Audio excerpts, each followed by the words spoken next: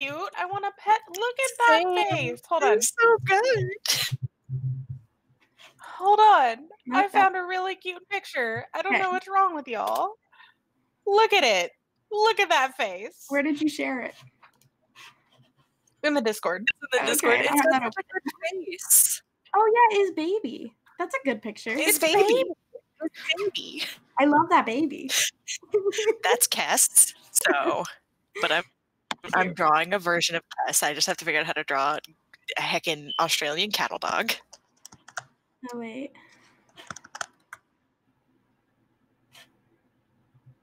Oh. This looks like a pitch for a reboot of The Mask when the dog puts on the mask. That dog is literally like saying, I think that happened. Smoking. In like Son of the Mask. Yeah. Oh, I'm getting audio from the stream. Yay! Yay! Okay, I need to mute that because that's driving me insane already. Okay.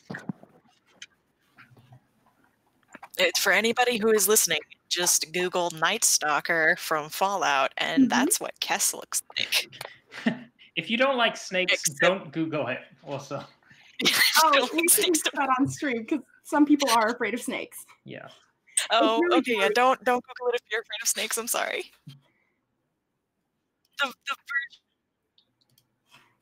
The version that I am drawing is definitely cuter than that. So we should clarify what we're talking about because I think it like cut in halfway through this conversation. Yeah, we should introduce what is happening. Oh yeah. We're talking about dogs because we're playing a game about dogs. A game that I'm running. Okay. So let's introduce. I'll start because I'm running the game. And then we can just go in order of appearance on this page here. So my name is A. Hello. I use they, he pronouns. You can find me at Coca-Cola Garlic on Twitter and Instagram. I think there's an underscore on Instagram. And we are playing a game right now called Dogs in the Bark. It is a hack of Blades in the Dark by John Harper. And I don't know who this is by. Really quick, I'm going to pull up the book so that I can properly name this person. So the version that we're playing, Dogs in the Bark, is by Tim Denis at Dog Blink on Twitter, dog_blink on Twitter. And it is a version of Blades in the Dark, if you've ever played it, that is set in Duskfall, where you play as the dogs that live amongst the people that you would play in the original Blades game. And it's a little bit harsh, and it's a little bit fun, and it's adorable because you play as dogs. But we are playing a different version, or a different setting, rather, that we've kind of made up ourselves, where we're in space. We're space dogs. So that's what we're doing right now. We're talking about weird alien dogs because we're in space. We have yet to really solidify the setting because this is session 0. But that's sort of the rundown. We can continue introducing. I just figured I would give that little introduction. Who should go next? I don't know. I don't see the page. I'll go next. I'll go next. Okay, so my name is Izzy Span. I use C, Seer, or they, them pronouns, and my Twitter is at the Sean Deer. I don't know exactly what else to say with this, but my character's name is Kess. I've never done this before. Let's move on then to Asher.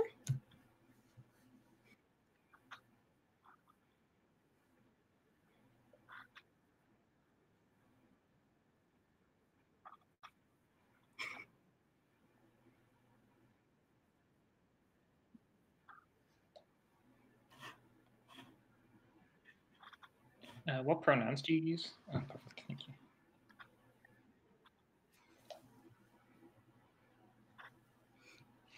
All right, and then Hugh is next on the list.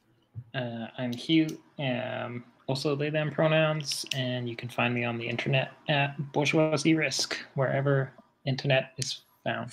Like Instagram, Twitter, all of that. That's where. And I think Tala's the last one of us that hasn't introduced. Yeah. Hi, I'm Tala, they, them pronouns. I am on Twitter at Tala_day, except day is spelled with an E instead of a Y. I'm playing a Malamute with 2 brain cells named Masthera or Massey. And that's about it, probably. We should also say this stream is for non-binary tabletop because we didn't. Yep, non-binary tabletop game month. We'll be doing streams all month. Really exciting. We're gonna do some fun stuff. Please stay tuned. It's very cool. You can follow the Twitter. I believe it's just non-binary TTRPG month, but I might be wrong. I think so. I know the hashtag is. Yeah, it's hashtag non-binary, fully spelled out, TTRPG month. And you'll be able to find the Twitter from there. I can also link the Twitter in the chat once I find it. Yes. All right. Or hashtag Neebteeb. Neebteeb, Neeb. I've also been saying Neeble because I like saying that. Good. Neeb beep teep beep peep beep. Meeble. Sorry. Where's the chat? How do I get to the chat? I'm really bad at streaming. So we'll see how well this goes. I don't know how to get to the chat. Do you need the Twitch chat? Yeah. I don't know. It should be on the Twitch page. Like it should be off to the side. I don't see it. Oh no. I'm also really dumb, so like.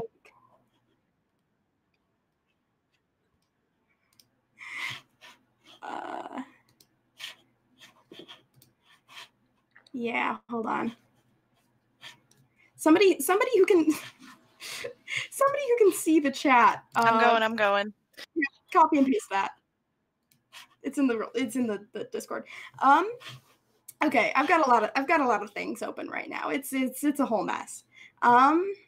Which I've got the Blades book, I've got the Dogs book, I've got the Roll20, I've got all this stuff. Yeah, I linked it in the chat. So that's that. Lots of deers me, just FYI.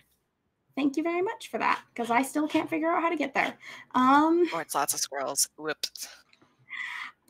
So let's talk first. So we wanted to first talk about the setting of this, since we don't really know exactly what it is, other than it's in space. And I assume in the future. This is sci-fi, right? Like, probably? Mm-hmm. Some sort of future setting. Oh, absolutely. So this is space future. That's all we know right now. So let's talk about with dogs. Space future with dogs. Right now we have on the Roll20, we just have open the original map for the dogs game, actually, with some stuff outlined that I don't remember what any of that means. I think it's faction control. Yeah, it's factions, but I don't remember what the colors mean, so we'll just make it up if we use this. But the idea was, so we did play not a version of this. We played like 2 sessions of this same sort of setting for the same game. A couple of us in the stream did, Hugh and I included here. And we had some stuff like set up already. So this is what we're talking about right now. But we're probably not going to use all of that. We're just going to start fresh. But what we did last time was have it be in on a space station and just use this map as the space station map. But we are free to do whatever. If y'all want to be like on a spaceship, if y'all want to be like on a different planet, like we are totally good to go. Any cool ideas right off the bat? I like the idea of either space station or like on another planet. I don't know. I That just sounds really like like fun. I really like on another planet because that gives us an opportunity to explore like actual wilderness rather than just a confined space. I know we're still like confined because that's how Blades works, but like there's a little bit more opportunity for variation in where we're at. If we do that, we can probably add a few things to the list of items that we've hacked here. Add a few like more actual like planet things. Because that was based on the idea that we were in a space station and kind of stuck there for the time being.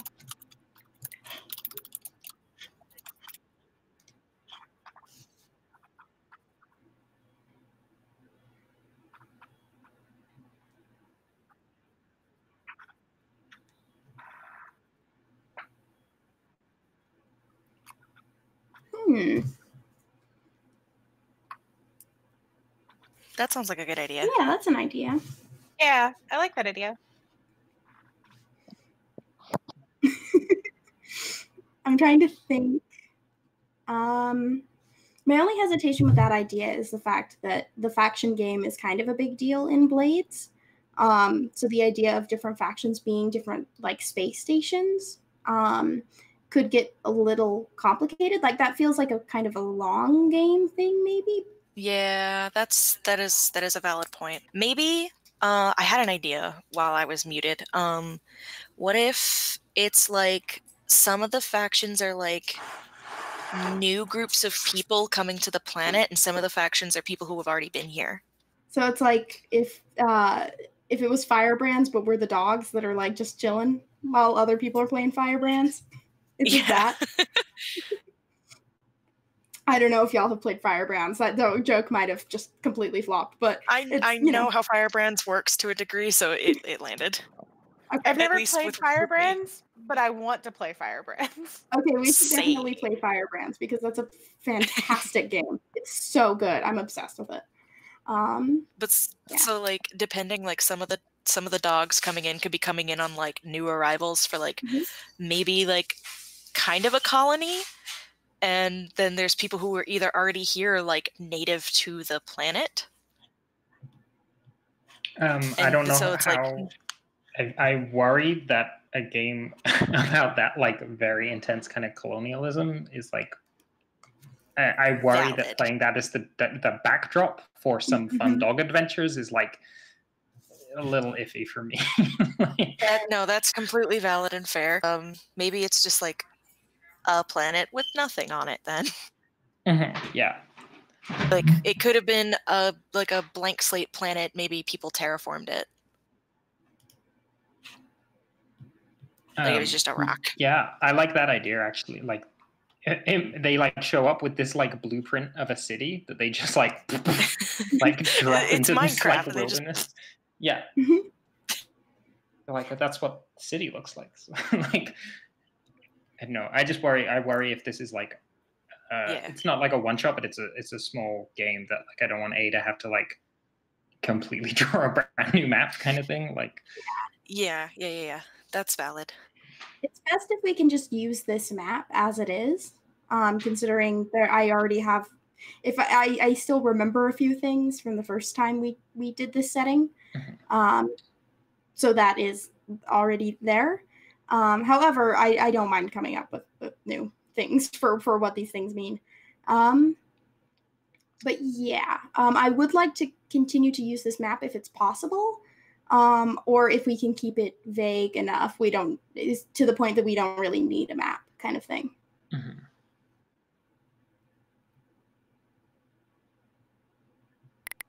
Is there sort of, I wonder if this is a compromise between the space station ideas that Asha said, and this idea of like terraforming is like, there's all these canals in this water surrounding this map. Like, could this be like a floating city kind of thing? That would be so cool. Because there are like bridges going off to other things, which like is other districts in the Blades map, but could be that allows us to have the idea that there are other linked like space stations, but they're like other floating cities or other boats, things like that. Yeah. Ooh, I like the idea of them being basically like they're not quite space stations, but they're not quite boats either. Mhm. There's something they're future boats, you know? Future boats. Yeah. Are y'all familiar with a game called Ark Survival Evolved? Yes. I have heard of it. I have never played it or seen anybody play it. Okay, the person who is familiar with it, do you understand where I'm going with this? I think so. I think so. Okay, so the brief overview of the plot of Ark is that you wake up in the wilderness with a bunch of dinosaurs and go, how do I live here? You're basically sort of on a space station, but it's like a biodome space. I can talk. Like a biodome space station kind of thing. And Yeah, that you're could just be kind of stuck in one spot. Yeah, but they have obelisks, which is where you can transfer like back and forth between different arcs, and that could be kind of what the bridges are here. Yes. Are any of you familiar with Kevin Costner's magnum opus, Waterworld? Mm. No. Yeah. Sorry. Yes, also good.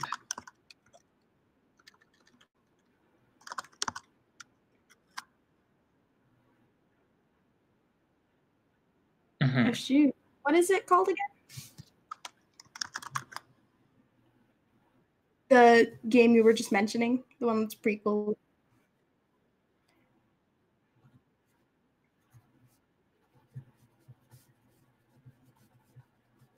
I'm just writing those down so I can play them later. The one I mentioned was Ark Survival Evolved. It's very good, but please only buy it when it's on sale. Yeah. It's expensive. Ark is extremely expensive, yes. But Only it's buy it so when it's good. on sale. You can tame dinosaurs and you can make them colors, and it's great. All right, hold on. I can sell this game in one sentence. In Ark Survival Evolved, you can tame direwolves and then make them a doghouse. Nice. Oh! Can you pet them though? Can you give them pets? You can give their babies pets. Close enough. That's yes. Okay. Okay. So floating, like each little area is just like its own floating thing with like teleporters as bridges. They're like bio bubbles that are just floating. Is that where we're at with this? I think that so. sounds right. Yeah, I mean it's the a future, very but it's good weird. idea. Yeah. Yeah. It's more Star Wars than Star Trek, but it's also very cool. Yes, but it's still good. Mm-hmm. Oh, Star Wars is good. People like Star Wars. Some people like Star Wars. I like parts of it. That is definitely a movie series that I've seen. That's it. That's the end of it. Yeah. I've seen it. Okay. There's someone in it that has a cape that wiggles. Moving on. Mm-hmm. Have you? That's it. That's all Star Wars. That's all it is. The whole thing. Okay. So we have setting. What are the okay, so with this setting, are there any like items that we would want to add to the list that fit in with this setting? So based on the picture, because I never played any of the games that people are using as touchstones or anything, or read any of those books, but based on the picture that Hugh sent, I'm feeling more like a lot of this like open computer window stuff might be more useful as more like scrap metal or something, right? Yeah, like, I mean, it could just go back to being open window because I feel like maybe what we're pitching is a lot more low tech than we were pitching with our space station game.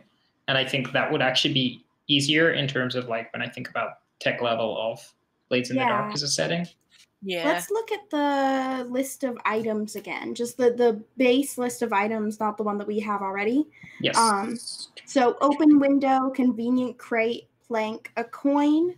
That would be iffy. I would feel like a coin we could do something better with that, because a coin in Blades is like, that's money.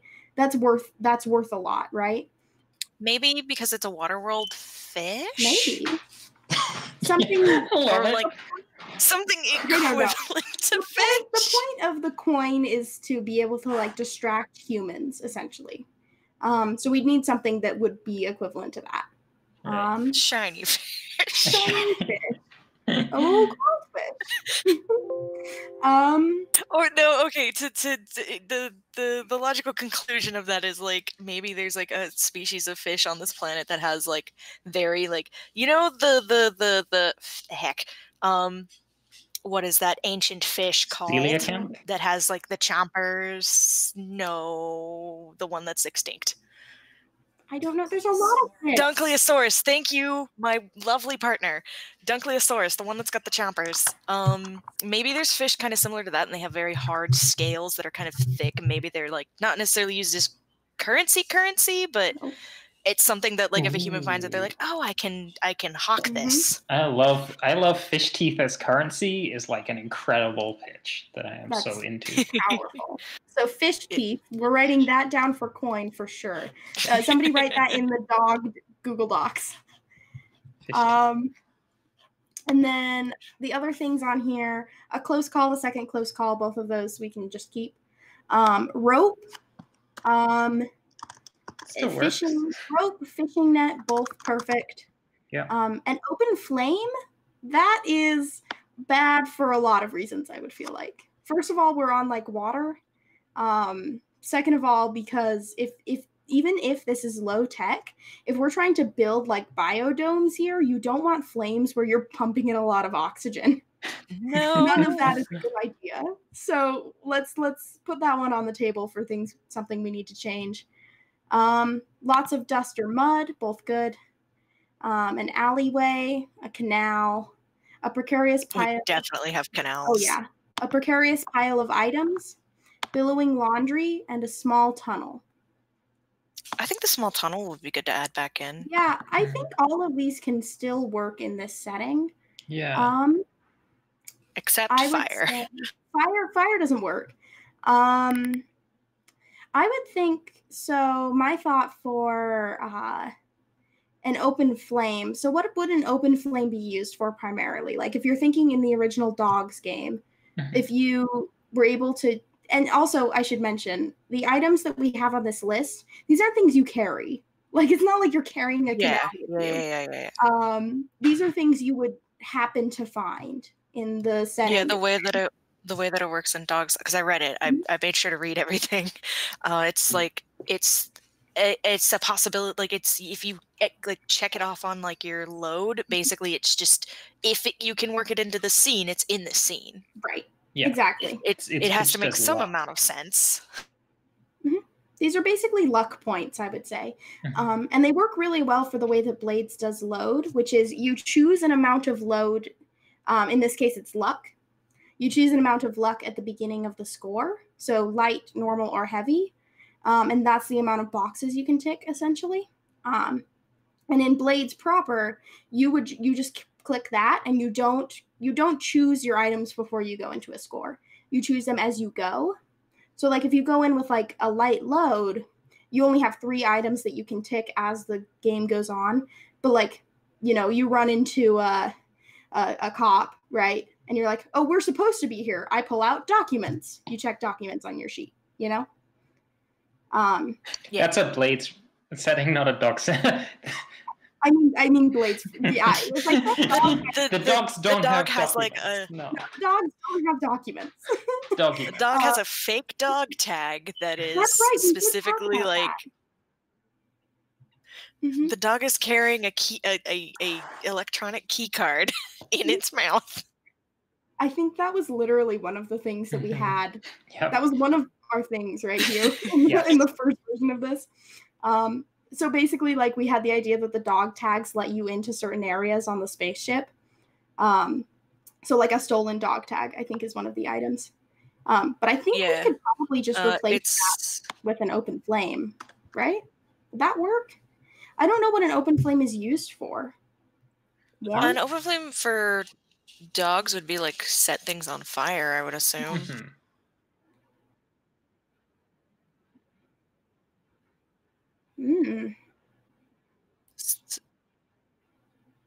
Yeah, because the humans need to be able to like have electricity and cook things, right?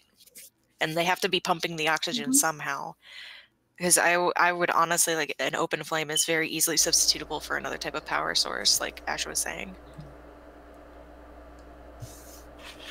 Not a bad idea. We need to decide what that power source is. I mean, it could be something more similar to workable lighter. You know what I mean? Like, it's a Zippo that a dog can use. If you don't want just like the kind that have the buttons. Right, yeah. If you don't want like a full fire going or like a campfire or anything, it could just be like, oh hey, a lighter that, or like a flint that I could throw with enough force. I like the idea.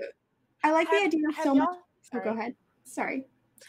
Have y'all seen those dog fountains that you put outside and you attach to a hose and the dog goes up to it and puts its paw on it and it makes the water shoot up? Okay, that but fire. Perfect. You know when you when you need to give your dog fire and you just put a accessible child accessible fire.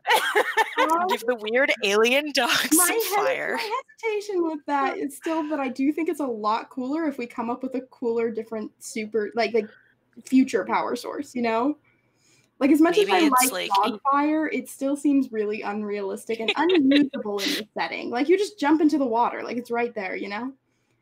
But if it's like, so like, I don't know, like we use like weird plasma stuff like in real life right now to like do TVs and things like that. Maybe it's like something weird like that, but they've figured out like it's fiber optics, but it's liquid. Good. I don't know what you're pitching, but I love it. I love fiber optics, but liquid. Yes, great. It's liquid light. That's what we're talking about right now. Okay. Pretty much. No, people use. I don't know. That's lava. I think that's what lava is.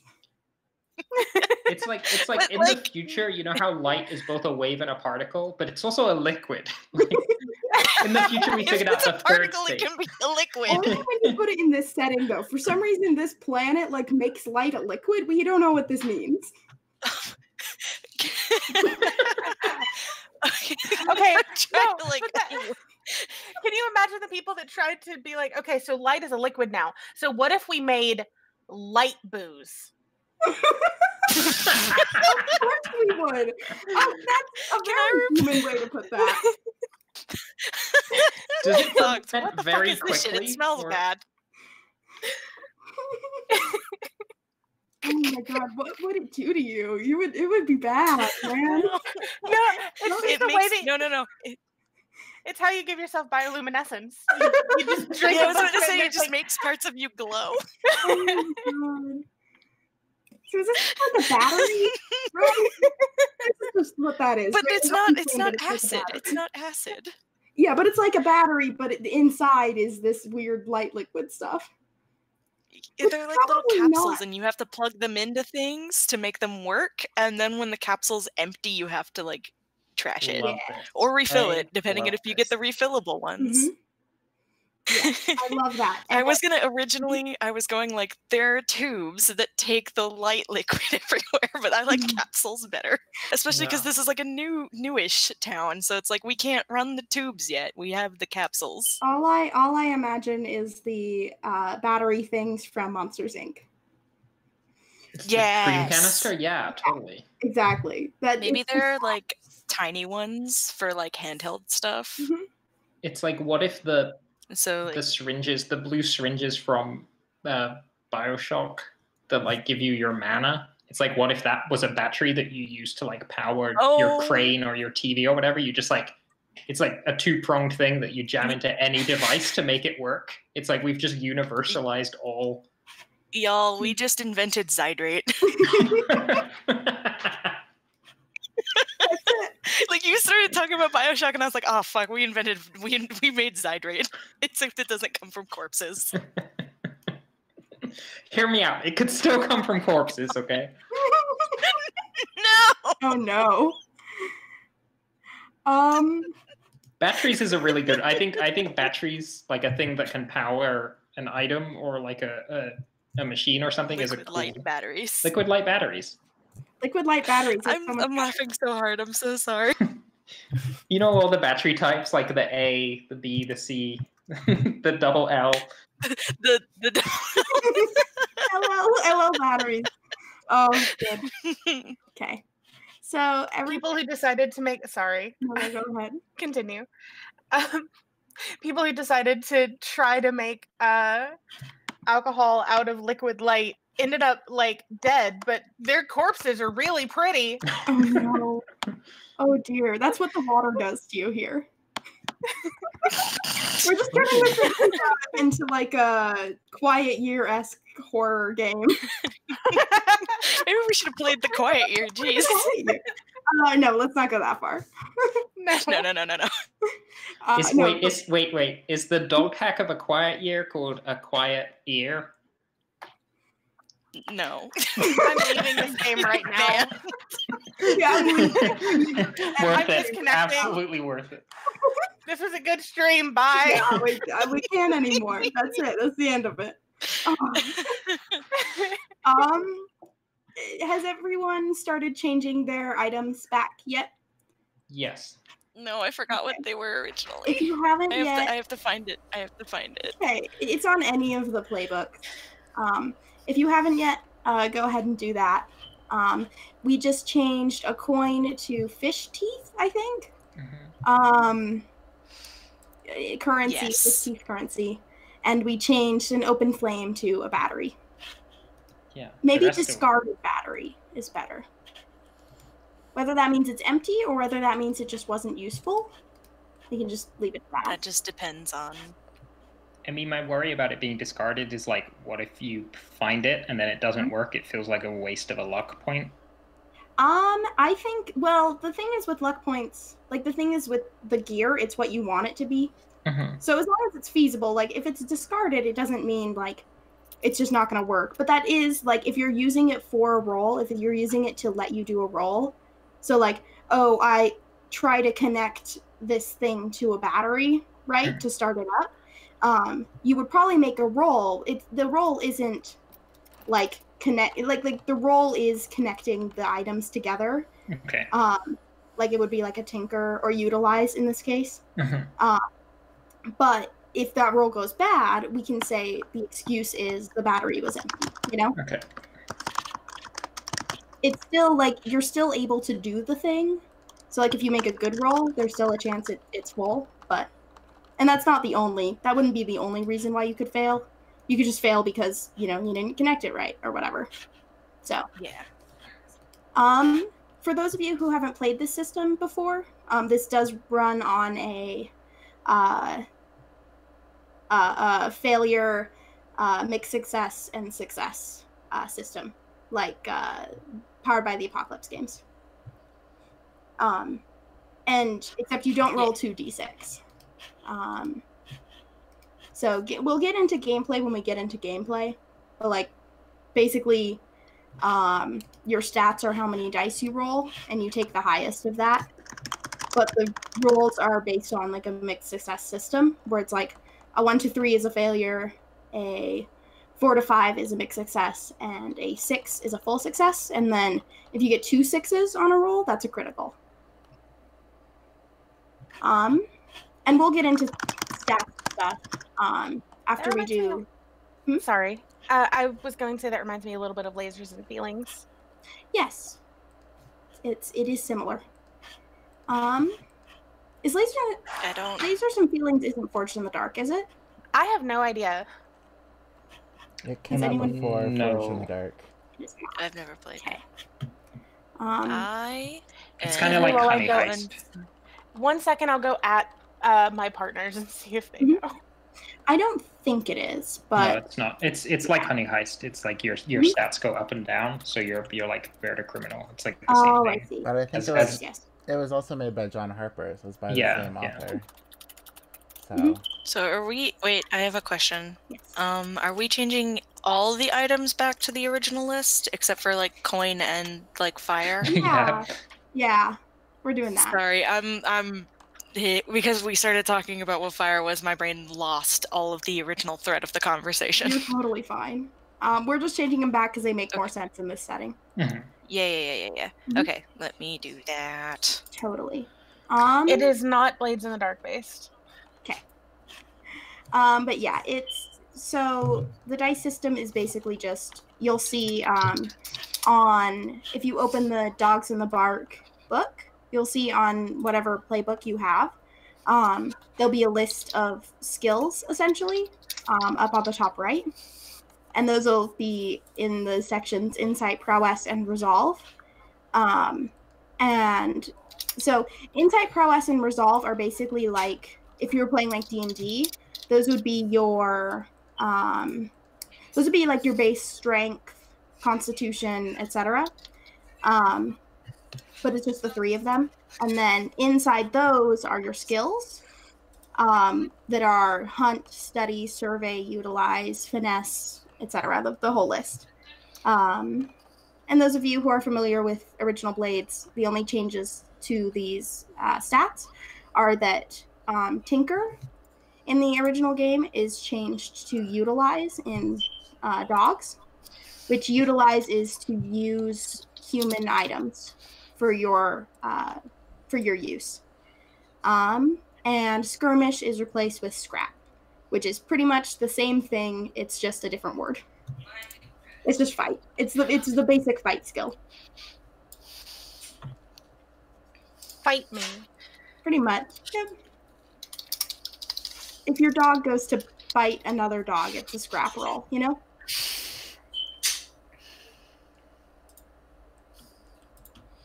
What if you want to tear something apart, right? Because that's like a scrap thing usually too. I would say that would be wreck for me. Oh, okay. That's true. That's a skill. Yeah, think of scrap as in the verb, not necessarily the noun. I forgot wreck was a thing. I mean, I guess it depends. If what you're doing is like fighting the thing, if you're trying to like I guess if you were to go punch a computer screen, I don't know if that would be a wreck or a like skirmish roll. You know? Well, it would depend on intent, I imagine. I guess that's true, yeah. If you're punching the computer screen to piss the computer off, it's a skirmish roll. If you're punching the computer screen to destroy the computer, it's probably a wreck roll, you know? But it's still up in the air. You can probably convince me anyway, because the way that this game works is that you guys get to pick what you roll, which is why I say the friends don't play this super right 100% of the time, but who plays games right 100% of the time anyway? Let's be honest. I don't. No, nobody does. Who does? Really? Nah. But yeah, you guys get to pick what you roll. So you tell me what you're doing, and you tell me what you think that is, and I tell you a position and effect. And that'll tell you like if that's the skill that I think you should use, basically. Like if you were to say like I'm gonna punch this computer screen, I want it to be a scrap, or I guess you're a dog, so I want to like headbutt this computer screen to break it. I want this to be a scrap roll. I would be like, okay, that's a lower effect than if you were to roll wreck. But you can still do it, you know? Because what you're trying to do is a little bit different, you know? Position and effect is kind of complicated. We'll get into it when we start rolling, which we won't tonight, I don't think. But all of that, just gameplay stuff. That's all in the original Blades book, if you want to look over it at any point. But it's I accidentally closed out of Dogs in the Bark. I need to reopen that document. So let's ignore all that boring stuff. and get into the more fun character stuff. This is session 0 after all. This is the important stuff. Who is ready? Who has a good idea of who their character is and can start us off? I can, considering the character I'm doing is just my D&D character, but a dog. So I already have many things about this character. Sure. And you are Kess, right? Yes, I am Kess.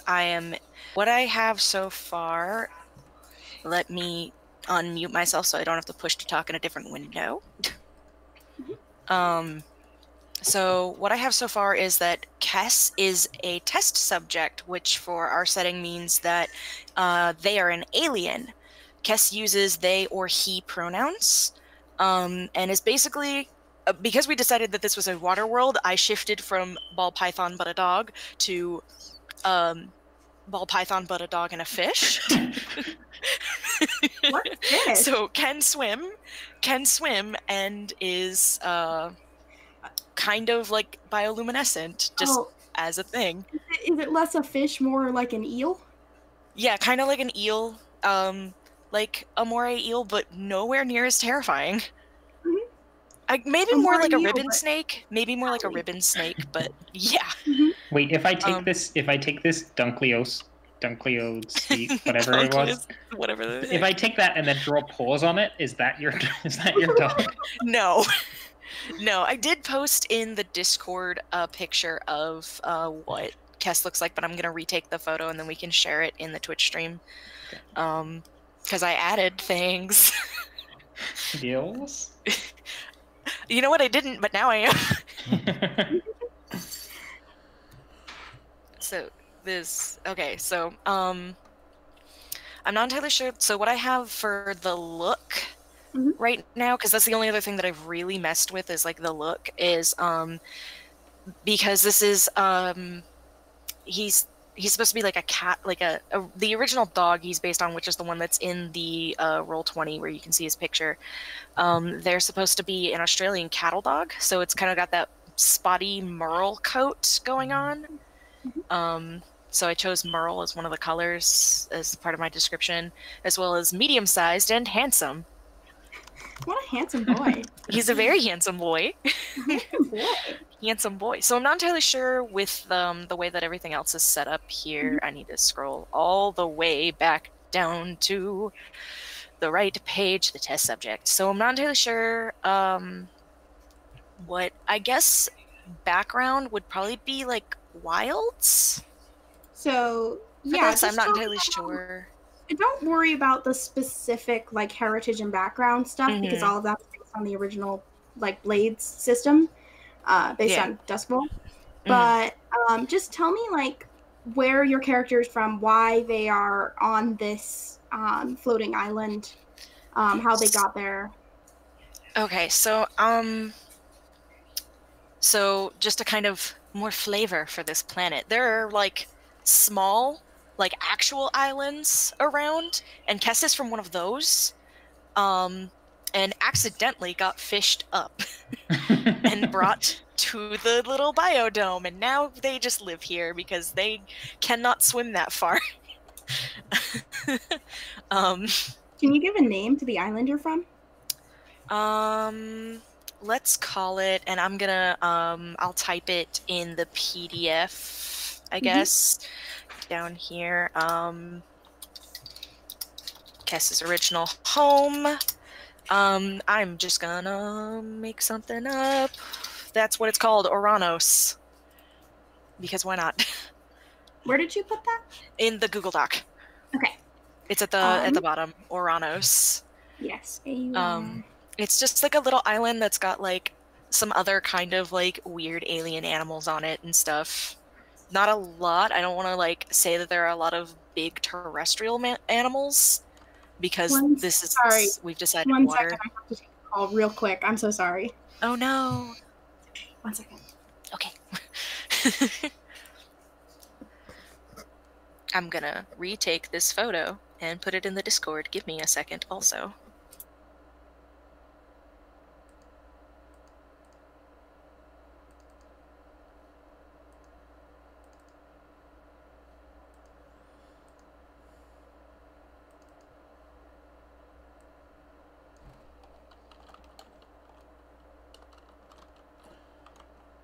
Should we just call this a break then? Like take a 5-minute break?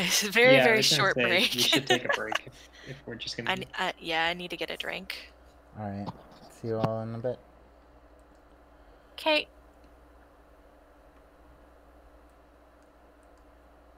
I put the photo in the Discord. I'm about to link it in the Twitch stream so that y'all will know what Kess looks like, because Kess is adorable. I love your art style. Thank you. You'll get to see more of it because I'm working on Kess's reference sheet for the D&D game that's supposed to start at the end of the month. I am so sorry for sounds. You mean the game that I'm running? Oh, yes. Yes. So this is my bard but a dog. Okay. Because that's what I'm doing for every game. I ran it past Dora and Dora was like, "Do it." I love.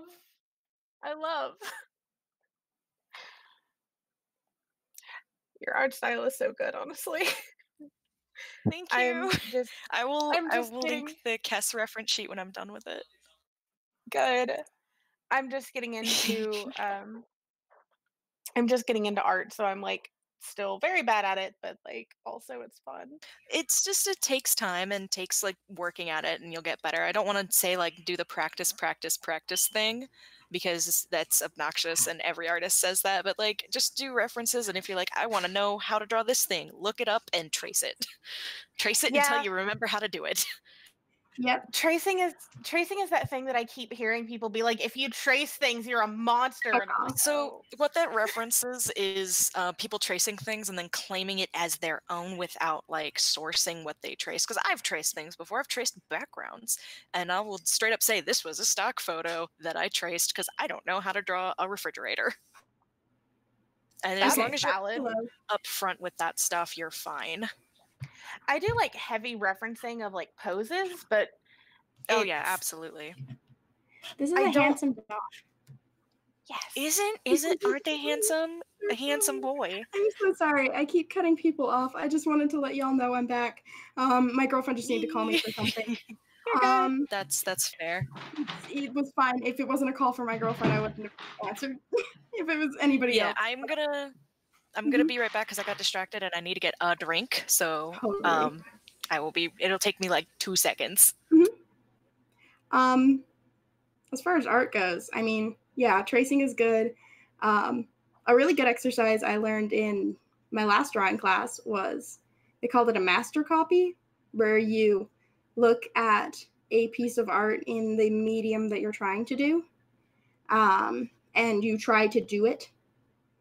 You just like try to paint the Mona Lisa, basically. And then you learn from that. Oh, it's amazing. I learned so much from that class. There's this one artist that I love her work, and like anytime that I have commissioned her, I've just been really lucky to be able to throw like $80 at her before anyone else did. But she also has a policy of like, do not reference my work, do not trace my work. I will be very angry if you do. And it's like, but art senpai. I mean, I think what that references is, do not trace or reference my art and post it somewhere. Like, that's where the issue ends up. And the master copies that we did, they were like, I mean, we were using like pastels and paints, which are really old mediums. So we use like old paintings that were basically like free game at this point, right? Because they're so old. Again, public domain. Yeah, public domain. So all of that I'm back also. is fine. I would just say just don't post it, but it's a really, really good exercise. I want to do it more with digital art. I want to copy more people's art to try to learn the techniques they use. Yeah, trying to emulate other artists' styles is actually a really, really great exercise in drawing in ways that you're not used to. It's a really, really useful way to kind of flex your drawing muscles and push the boundaries of what you're doing. I do it a lot when I'm trying to do like perspective and stuff, because I'm like, well, let me just try to emulate this person and maybe I'll do it right.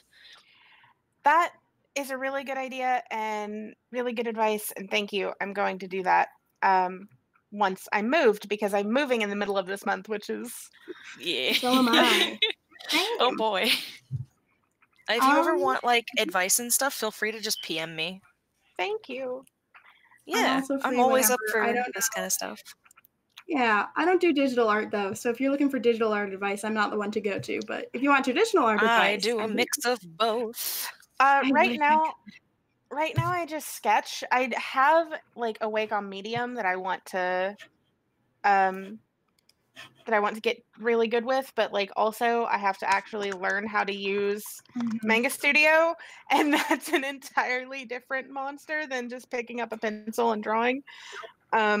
So most of the time I just sketch in sketchbooks and call it a day. Yeah, the thing I found with digital art that I don't like is how separated it feels.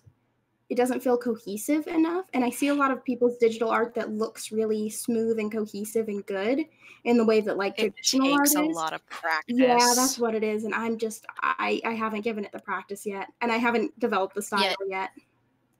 The cognitive dissonance between doing things traditionally and doing things digitally is very, very real. Oh.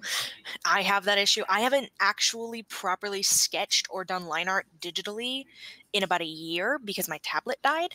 All of my line work has been traditional and then colorized with a mouse because I'm dying. I want to get like something that I discovered from looking around on Amazon, and also another artist that I'm in her Discord. But she pointed out that on Amazon you can get like the latest iPad for like $250, and then like the newest one works with the Apple Pencil, which is like $100. And I know of like 3 different artists that use iPad and Procreate to do art, and it's pretty good. But apparently you can also get Manga Studio on iPad. Yes. So I feel like I would do a lot better if I could draw directly on the screen and see what I'm doing. And yeah, iPad is live. Sorry, I think we're live just chatting about art. Cool. Yeah, we are. Whoop. I just clicked over there and hadn't even like realized. Sorry, y'all. Sorry for y'all that are getting some novice art advice and what is a good use? Okay. All right. So I guess I should keep talking about Cass. Yes. Again, I'm sorry I had to take that call, but no, it's totally okay. Is It's totally okay. back? I got a Asher drink. back? Oh. I think Asher was taking a 5-minute break. So, oh, there we go. Okay. Woo. Okay. Okay. So let me unmute myself really quick. Okie dokie. Where did I? Okay, so Kess is from an island called Aranos and looks kind of like if you took a ball python, an eel, and a dog and just kind of smushed it together because aliens. Why not? Spec bio. I love spec bio. They got fished up on accident on a swimming trip. I guess like the people send out boats to go fishing because it's easier than fishing right around the biomes or something. I don't know. And just got fished up and brought back, and they're like, "Oh, this is a dog. This is a dog. We don't want to eat you. Go away." This is a pet it's now. a pet now. This is a pet now. Except Kess is like, nah. So Kess just kind of is a stray at this point, and likes to hang around the dock, whatever is the docks, I guess, or at least around where the water is, because water. And they have to go swimming because otherwise they might die. So here's what I'm getting from you for that. Yeah, here's just some suggestions for heritage background and Vice for you. So we'll get into Vice when we get there, but heritage, you could probably just put fished up from Aranos, because basically that's where you're from. That's basically it. That's all it is. Okay. And background, you could probably just do a stray. If you're a stray right now and you have been for a while, I would probably put that for you. That is what I have put. And then for Vice, if you have to go swimming all the time, if that's something you have to do. Yeah, Vice might be swimming, like just going for a dip. Yeah. Well, the thing is, so Vice is a mechanic that is in the Blades system, and all Forged in the Dark systems. where it is basically something. It's a vice, right? Like it's Yeah. It is It's a thing that's like it not necessarily like addicted to, but it's something that like it's like it's the way that I've always looked at it is like being autistic and having to do something a very specific way, and you can't do it a different way, and if you do it a different way, you just get massive anxiety. I wouldn't necessarily say that it would be like something you have to do, rather than a vice is more of something you just want to do. It's something that relieves stress, literally, in this game. Yeah. Stress is a mechanic, and it is something that you gain as you play the game. And if you're playing the game right, you gain very quickly. Or if you play the game how I play it, which is really the fun way. And so at the end of the game, we get a downtime turn, and that turn can be used to do 2 actions or 3 if you want to spend a coin. And the 2 actions that you can use. Oh, did I cut out? Yeah, you cut out for a second. Am I cutting out? Not often enough for it to be a problem. Okay. It was right before you said coins. Gotcha. Okay. Yeah. So you can spend a coin at the end of the session during downtime to do another action. But in the base version, you only get 2 actions for downtime. And either of those can be used to indulge your vice, which you roll. And the amount you roll is how much stress you clear. So the idea is that your vice is just your guilty pleasure. Let's put it that way. How you de-stress after being a scoundrel. Yeah. Okay. There are examples of vices in the book, and one of the categories is exercise, which includes like walking and running. So I imagine swimming could be one.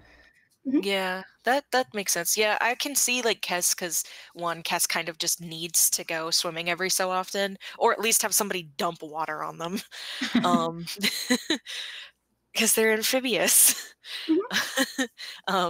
But like swimming is probably something that is like, I have had a very long day. I'm gonna just go float in the water for a little while. Yeah. It feels great. So, okay. That I can put swimming in the canals, I guess. And another thing about that is when you, in Original Blades, when you take trauma, which is a bad name for a thing, I will admit. A little this bit. game has problems. But in the dogs game, it's problematic behaviors, which I do like. It's stuff like bad with people and just mean. Growls a lot, stuff like that, steals food. I don't have the list in front of me. I'm making all of these up. But yeah, I can pull it up really, really quick. I have it up on the stream. Oh, okay. I can go look at the stream. Hey. Yeah, human aggression, dog aggression, compulsive barking, begging, chewing, digging, chasing, and anxiety. All of these things are just problematic behaviors. And they're things that you would develop if you overstress yourself. So if you go over the amount of stress you can tick on your boxes, so you can go up to 9. After that, you start taking problematic behaviors, and you would pick one when you get it.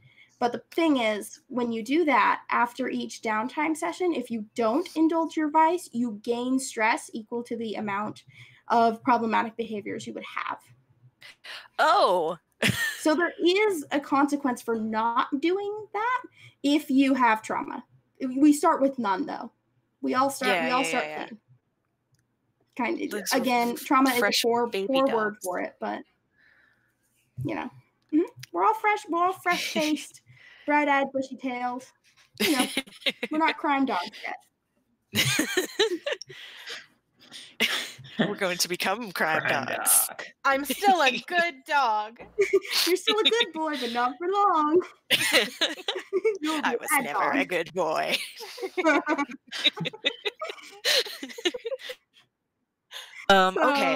Okay. So what else should I be focusing on? Character-wise to fill out on this sheet specifically? Only things that you need character-wise, stats-wise, we'll get into that, but character-wise, you need to look at the special abilities that are available for the test subject. You can also take a special ability from another playbook if you want, but I would recommend taking it from your playbook to start. Yeah. Okay, so or at that's least tricks, favoring right? those. Yes, that's tricks in the book. So they're called special abilities in Blades, but they're tricks in Dogs. Okay. And you can look at those, and those are just things you're able to do. If you have questions about the mechanics of stuff, because a lot of them are mechanical, feel free to ask. But yeah, just look those over. Those will give you an idea of who your character is and what they're good at. And then look at the friends and enemies that are available to you, or just come up with your own. That's another thing. It's just kind of like a side thing. It's not super important right away, but it'll give me an idea of what I want to do for the first session. Okay, so we only pick one of these tricks to start with? Okay. Just pick one trick. Okay. Usually the first one is like the default, so the first one is like the one you should choose. Yeah. So the first one, you don't have to pick it, but the way that the book is laid out, I think this is true for the, yes, it is true for the Dogs book as well, I think. No, it's not. I don't know if this is true for the Dogs book, but in the Blades book, it's set up so the first special ability on your sheet is the one they recommend, and then after that, it's in alphabetical order. Yeah, unfortunately, the first one on the test subject doesn't really work with how I've laid out how Kess is, since Kess is an alien. But it would work, but it would be a different direction than what you said. I think for ease of things, I'm not gonna pick that one first. Sure. Go. Just whatever, you know. I was looking. What? The first one's lab raised, so that sounds like an alien, you know? I guess. Well, I was looking at Junkyard Dog, since Kess is a stray on these biomes. Sure. There's also like venomous and stuff that is really going to make you feel like an alien. So looking at that one, yes, that was shoot bees out of your mouth. Also, that is an option in this book, in the base game of this book. They do say you can shoot bees out your mouth. X card, please. X card bees, please. Oh, okay. Oh, sorry. Yeah, the original Blades book is wild. Yeah. The original Blades book, you can be literally venomous as a human person in real life. Like a human person, you can be venomous. Somebody can bite you and you can be poisoned. It's off. It's just a weird book. A weird setting. Okay, maybe because alien, I might just pick that one to start with. Sure, feel free. And Sparkcraft Eye, Explosive Implant, all of this is weird and good, and we can adjust it as need be for the setting.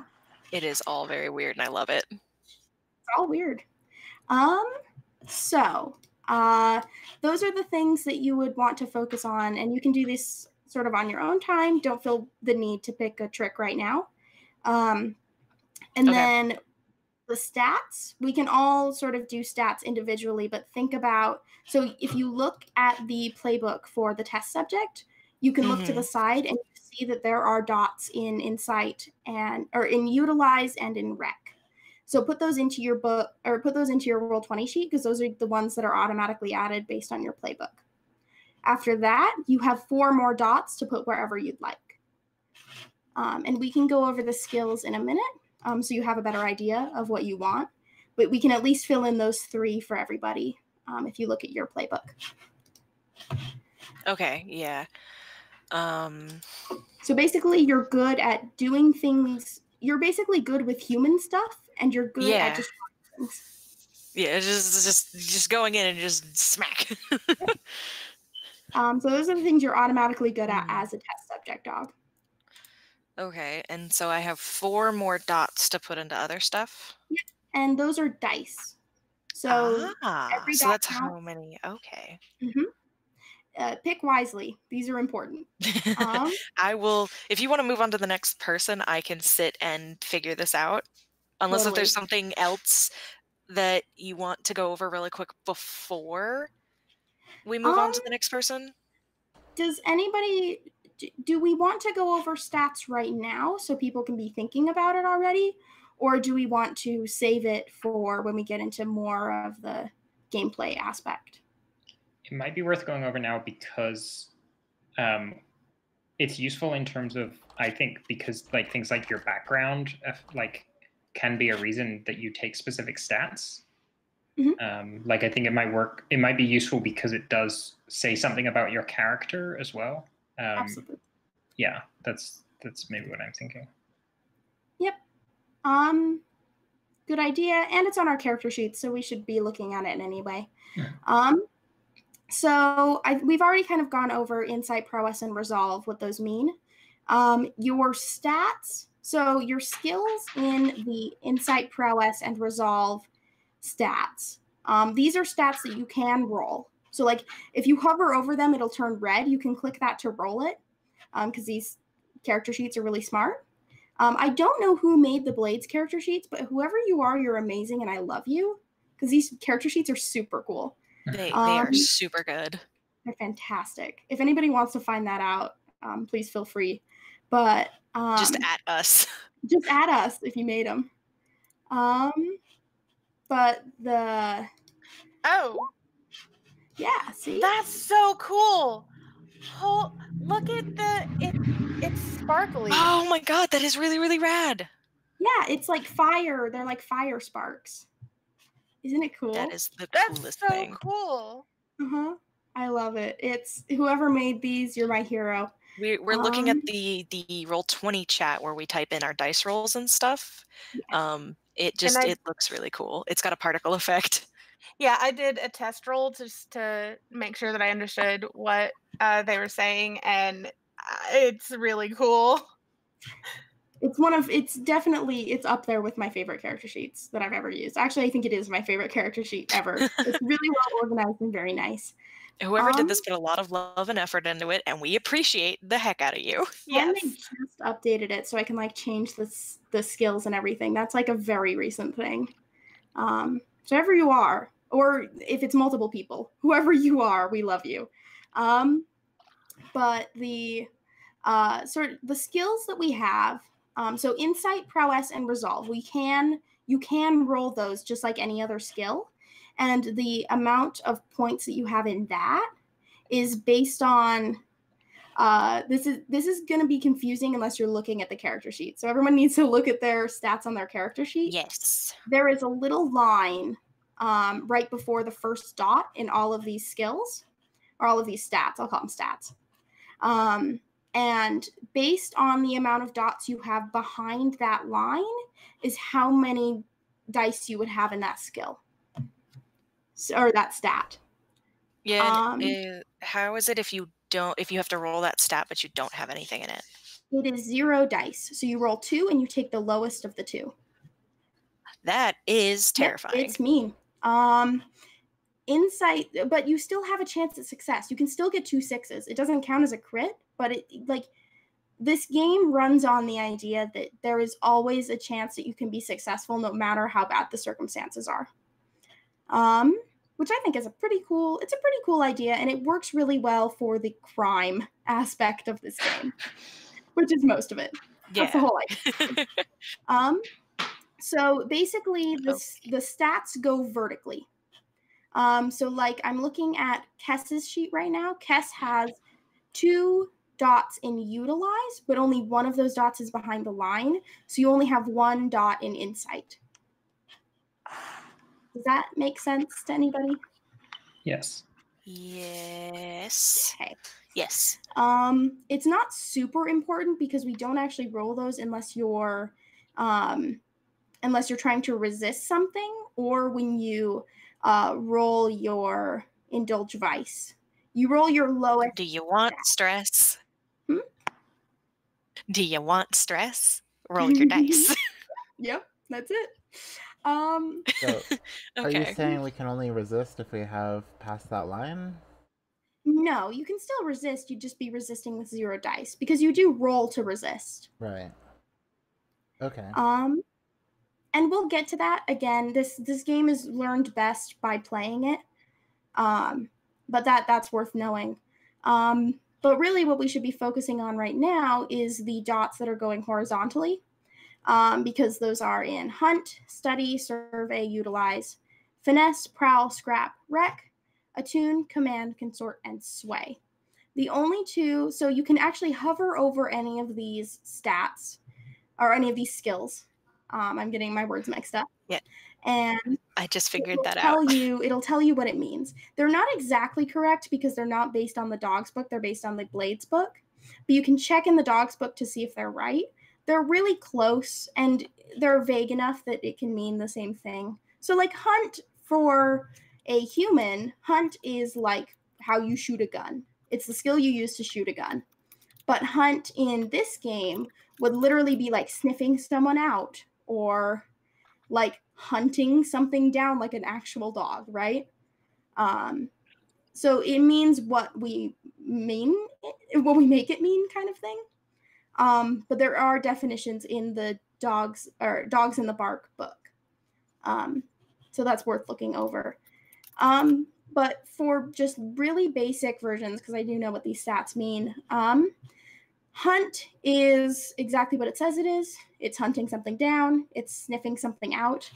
I'm actually, I'm going to go to where it says in the book and just read what it says, because that's going to work better.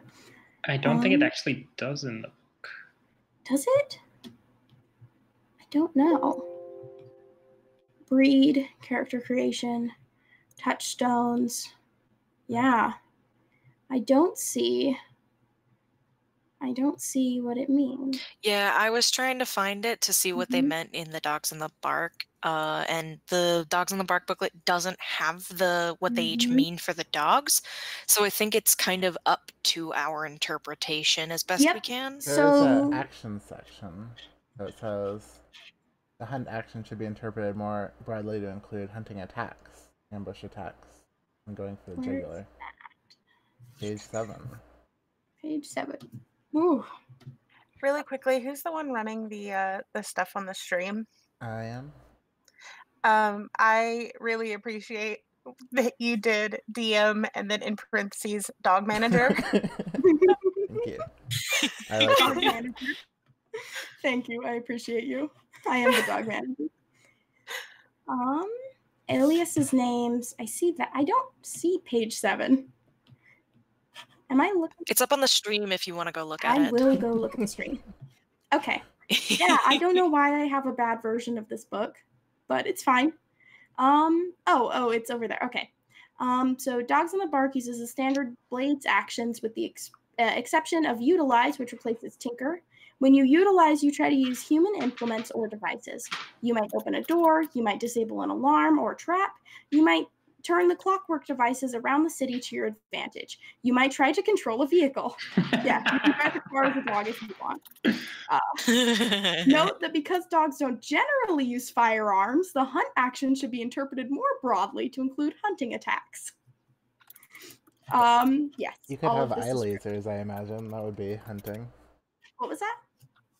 Like one of the abilities was eye lasers. I imagine that could be hunting. That would be hunt. And we can also use hunt to like sniff someone out, but I'm thinking hunt is like your ranged attack skill in Blades proper. So we'll use it the same way here. So like if you're jumping from a certain angle and trying to attack a person or a person or a dog, right? That could be hunt. That could also probably be a prowl roll. That's up to what the situation calls for. Okay. But something like that, if you get the idea. If you're trying to throw something as a dog, it's kind of difficult, but you could use hunt for that. So study is another skill, and study in the Blades book says study a person, document, or item with close scrutiny to gather information and apply knowledge. Gain a deeper understanding, do research. Survey, which is similar to study, is survey a location or situation to understand it, what's going on, sense trouble before it happens, gather information about opportunities or exploits.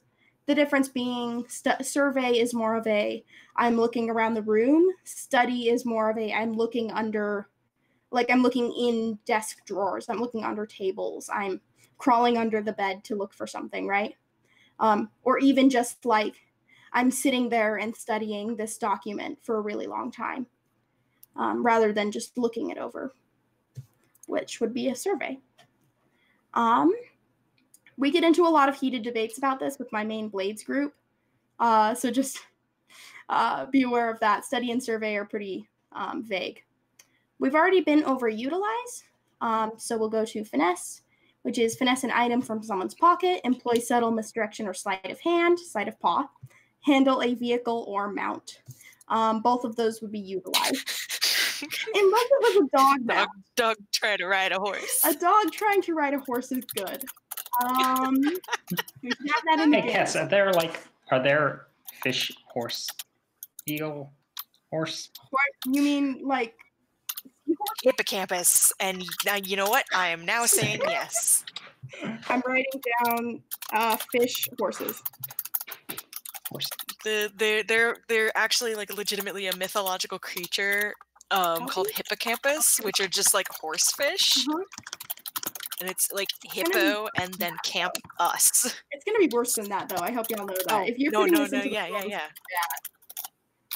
It's gonna be like a Leviathan from Subnautica or something. Yeah, there's actually Leviathans in Blades proper. Awesome. Oh my god. That is actually a thing in Blades proper. It's how they get the oil that runs the city. That's amazing. Oh my god. It's a wild game. Y'all should play it. I want to play everything. Me too, man. I get it. So another skill that is kind of overlooked sometimes is prowl. So prowl about unseen and traverse obstacles. Sorry, it went away. Climb, swim, run, jump, and tumble. Ambush with close violence, a backstab, throat cutting, blackjack, etc. Basically, this is your thief skill, more or less. This is like your running and hiding, jumping, parkour, shit like that. It's like swashbuckling. Think of it as swashbuckling. Okay, so that's definitely a thing I'm taking. That should be a thing you probably take. Yeah, I was looking at it, it said swim, and I was like, You can get at that. That's a thing you can do. And then another one is scrap, which replaces skirmish. And all it is Hugh just wrote in the Discord chat, barcore, like parkour. Barcore. Kes can do barcore. So scrap replaces skirmish in the original game, but nothing but the name. So skirmish with an opponent in close combat, assault or hold a position, brawl, and wrestle. This is your bite skill.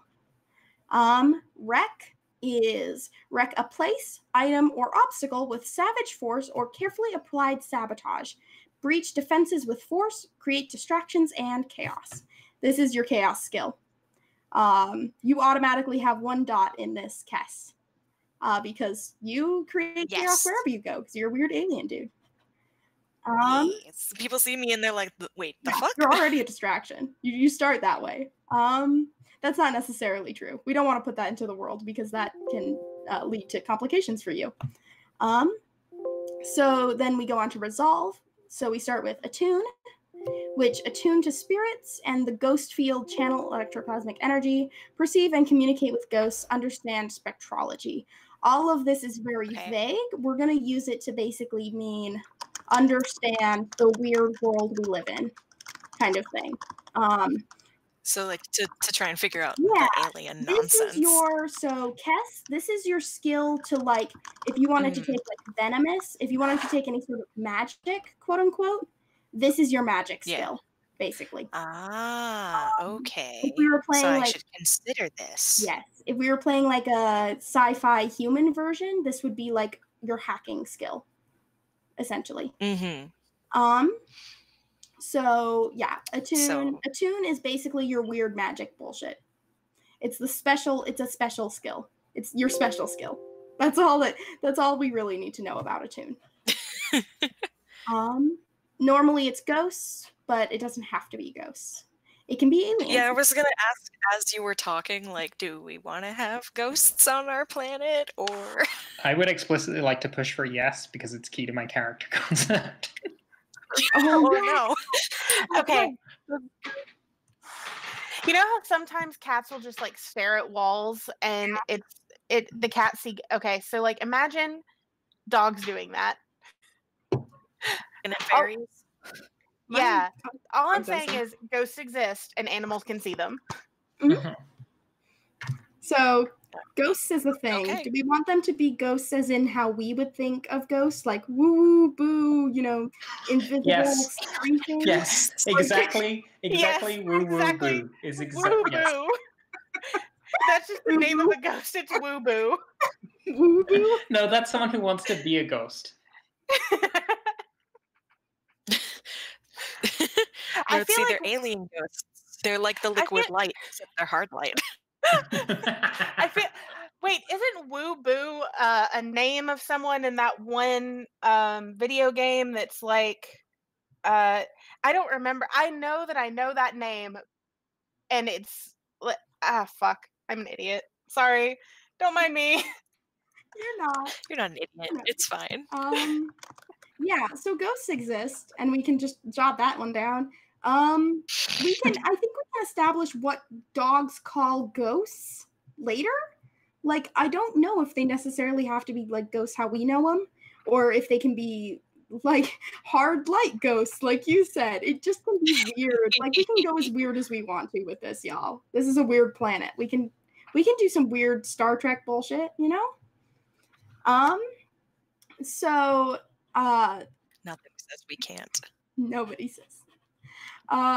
So the next skill is command. So command obedience with your force of personality, intimidate or threaten, lead an action with one of the crew's gangs. That's command is self-explanatory, really.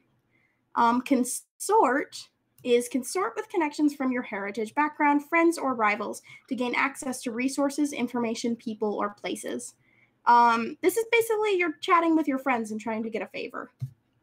The difference, so there's another one that's also sway. These are all your talky skills. Command, consort, and sway, these are all talking skills.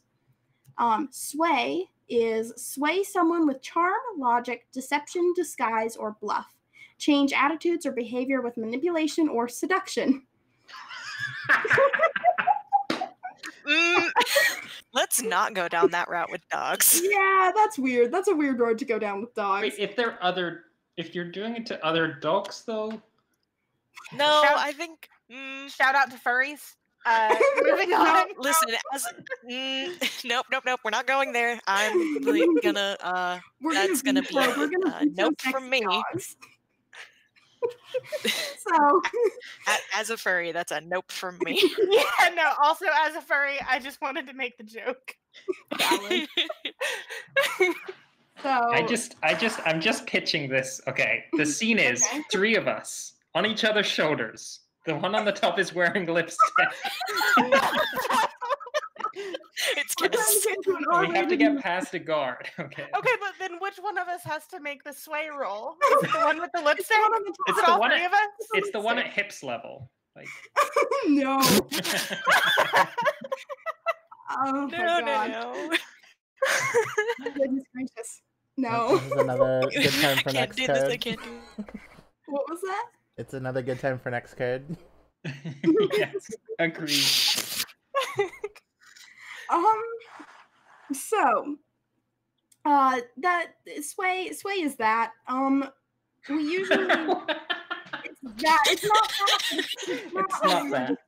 not that clever joke we were just making. It's lie to people, basically. Lie and try to convince them of something. Those seem really clear cut at first, but I have discovered that in Blades it is very not clear cut. So what we've decided is, what groups I've been in have decided is that sway, if you are lying or you're trying to convince, if you're trying to convince someone of something that you don't know them, like if you're trying to convince a guard to let you through, that's a sway roll. If you do know them, it's a consort roll, and you're not lying. If you're lying to them, it's still sway. But if you're not lying and you already know them, it's a consort roll. Command is more self-explanatory. It's just more forceful than either of these. Yeah. You can be lying, but if you're being really mean about it, it can be command. The reason why actually a lot of these are kind of more vague, like you could set up a situation where I want to jump on this other dog's back. Is that a prowl roll? Is that a scrap roll? Is that a finesse It's roll? kind of what we can convince you of, basically. You get to choose that. Yeah. You get to be the one to try to convince me. And if I don't buy it, I just give you I just say, well, your effect is 0. You're going to start at 0 effect. You can't do this. But you can always up your effect with your help from your friends. So we'll get into that later. But all of the stats are pretty variable here. You can always try to get more dice. Like, there are so many ways to get more dice in this game. Pick my stats. I see something very interesting on this character sheet called Devil's Bargain that I would like an explanation for. Yes.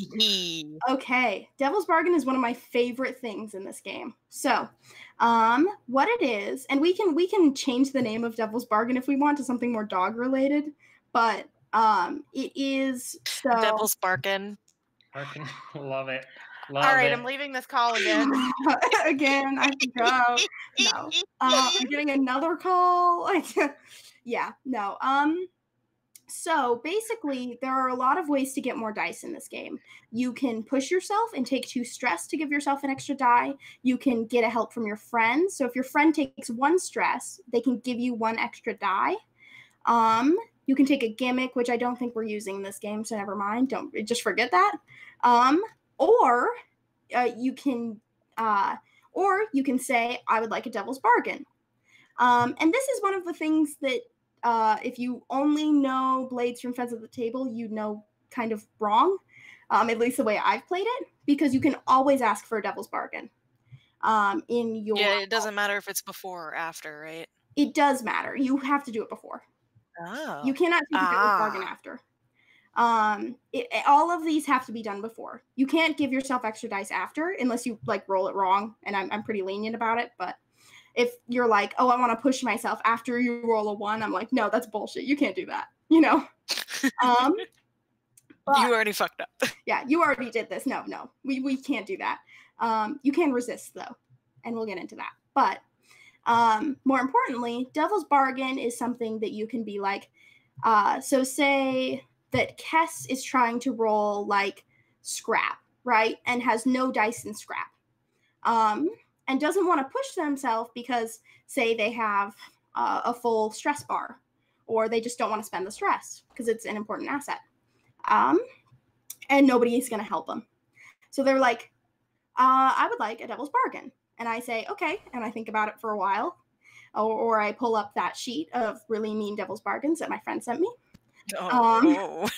And I would choose one of those, or I would come up with something for the situation. If you're trying to roll scrap like you were in a fight, right? So I say, sure, I'll give you the extra die. But you can't resist the consequences of whatever happens.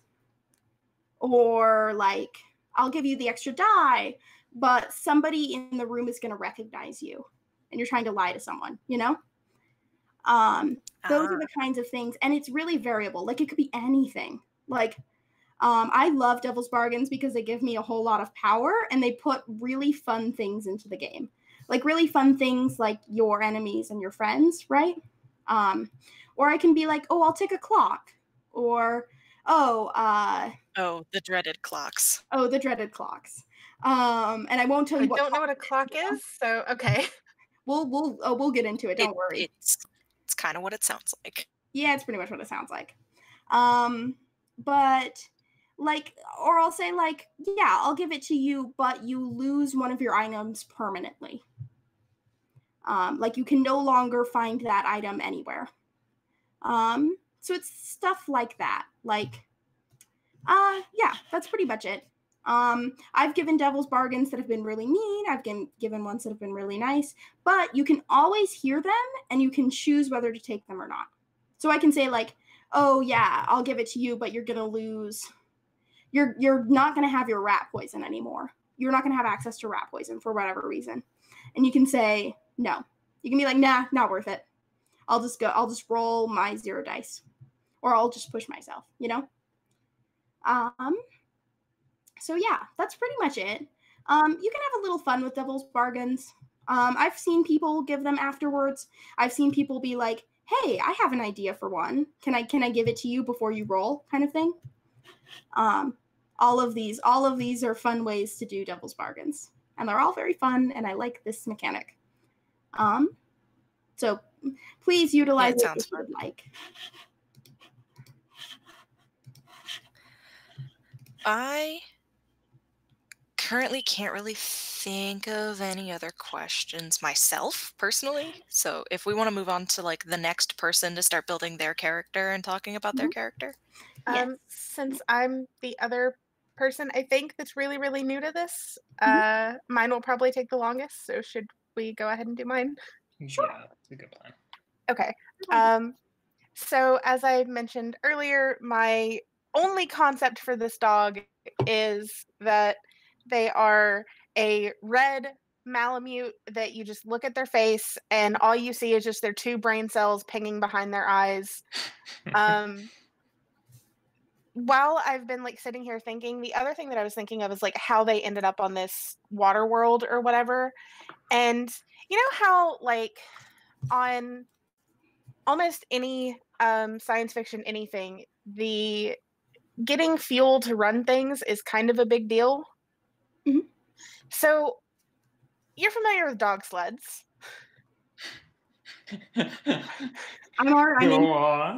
I like where this is going. So instead of having to spend precious resources running a boat, what if you just had a bunch of dogs pulling a water sled for fishing? Like from the side? Or like they run the canals, that kind of? Yeah. Wait, I'm confused. Are they running or are they swimming? They're swimming. So like, are they? They're swimming. They're swimming. So like, okay, so imagine a boat and then there's a harness on a bunch of dogs that are just doggy paddling. Mm-hmm. This is an idea. I like this idea. I like this plan. Okay, so what do they do if the dogs get tired? Well, what do you do when you need a new dog? Oh no! That's worse. No. No. Well, okay, no, but like the dogs are specifically bred for this, right? So like, do you just have huge front legs? Like you're just so buff in the front, but not really in the back. You're just looked at the weird alien dogs and were like, we can do that better. Yeah. So they took dogs. They took big sled dogs and said, okay, we're gonna turn them into water sled dogs, and instead of us just running on the snow, they just like put a harness on us and drop us in the water and hope that we live. There are dogs bred for swimming. They're all retrievers. No, they're not all retrievers. A lot of retrievers are bred for swimming, apparently, according to this Google search. There are some dogs as well that have like very water resistant fur. Like there's a French breed that was like for when you're hunting like waterfowl, like it's very good at getting into the like swamp and not getting its fur all messed up. A lot of dogs with very wiry coats are good for swimming. Like certain breeds of I don't want to say wolfhounds, but like certain breeds of terriers. There we go. Terriers. Yeah, there's a special type of terrier that's like a water dog. Curly-coated retriever. Oh my god, these dogs are amazing. This dog is amazing. Hold on. Everyone Google curly-coated retriever, please. On it. Awesome. He has the best hair. That is so... Okay, hold on. Hold on. While we're looking up other breeds of dog that I could be doing. Dang it. It's Barack Obama's dog. Hold on. Oh, I know this. It's a Portuguese water dog. That's it. I think that's the dog I was thinking of. Okay, hold on. And look at this gorgeous dog that I'm posting in the Discord. Barack Obama's dog. Yeah. I literally Googled Barack Obama's dog to figure out what this was. These are powerful looking dogs. I love these dogs. But also look at that pretty dog. Get a load of that dog. Yeah, Oh, that's a beautiful dog. it is a very, very pretty dog. You should be Barack Obama's dog. You should be Barack Obama's Okay. dog. I'm gonna be Barack Obama's dog. We need to do Hugh last, but if you can be what Hugh wants to be, then you need to be Barack Obama's dog. Okay, I'm gonna be Barack Obama's dog. Great, perfect. Totally change your character concept. Yes, I'm gonna be Barack Obama's dog. What is Barack Obama's dog's name? This doesn't 100% change the character concept specifically. Yeah, it's still the same. It's still the same character concept. It's just different dog breed, and so the name is gonna It's stay still the got same. two Okay. brain cells just Are pinging you around in there. sure? Because his name is Bo, and he's named after Bo Diddley. Okay. All right, so very tempting, but I'm gonna stick with Massey. Okay. Bo Diddley. I'm very sorry for peeking. You're fine. So anyway, I'm going to be Barack Obama's dog, and I'm gonna stop saying this at some point. So It's like you're convincing yourself, like, you know what? I'm going to be Barack Obama's, like, you're like in the mirror, like looking at yourself, you're psyching yourself up. Is Massey convinced that they are like related to Barack Obama's dog? yes. Okay. Is Like that like their origin story? that is their origin story. Somehow they ended up in space. They are directly related to the dog of Barack Obama. From way, way, way in the distant I'm past. so convinced of this. How dare you talk to me like that? I am descended from Barack Obama's dog. Basically royalty, right? Former President Barack Obama's dog. Can we say the name of the ship that you pull is like the Barack Obama or something? Please, God. Totally, put it down. It's true now. Okay, the ship that I pull is Barack Obama. The figurehead is so amazing as well. I like we're making all this serious stuff, and when we actually start playing, we're gonna die. Okay, so I'm putting this in my notes as I pull the Barack Obama. That sounds like a Cards Against Humanity card. That sounds like the black card is I pull the and it's Barack Obama. Okay. So Portuguese water dog. So I currently belong to a person. However, I'm going to guess that it like so in pulling my I can't say this again and not fall apart laughing. In pulling my ship, like every kind of sled dog team has one that's just like doing the direction and being in front and kind of directing everyone else. And I imagine that's Massey right now. Okay. So that is so you have chosen the playbook The Pedigree, Yes. which is a scheming, charismatic house dog. So it's the reason why you're the leader, not necessarily like your leadership skills, but more that you kind of tricked your way to the top. Yes. Awesome. That's so good. Like the whole thing with Massey is that they act so dumb, and they act like they do this intentionally because it puts people's guards down so that when they lie, it just goes right past them. They cannot believe that this dog would lie or is smart enough to do so. Love it. There are two very good tricks for the pedigree that do exactly this thing, some for humans and some for dogs. So like you are very set up for this mechanically as well. Fantastic. So that is all I got for this dog. All right. So your background is family. What does that mean for Massey? So like I said, I figured that right now they belong to a group of people because they work for people. So they've got like they've got other sled dogs, or what would they be called in this? Because they're not sled dogs. They're like what, boat dogs? Yeah, yeah. Boat dogs works. Boat is a thing. dog. Sorry. So Boat dogs is a thing. So like boat we could dogs. just take it. Yeah. We're taking it. So Massey's a boat dog and lives with other boat dogs that all pull the same ship. Lives with the group of people that own said ship. So I don't know. I figured that would be family. Yeah. Actually, maybe make it. Oh, so is it one family that owns all these boat dogs, or is it like? Are you saying family as in as in your human family, or family as in the boat dogs? The boat dogs. Are all the boat dogs brothers and sisters and other genders? I don't know how to. I don't know enough about sled dogs to answer that question. Valid. I also don't know a lot about sled dogs. I don't think so, but I don't know for sure. Probably some of them are related and others are not. That seems like the good split down the middle.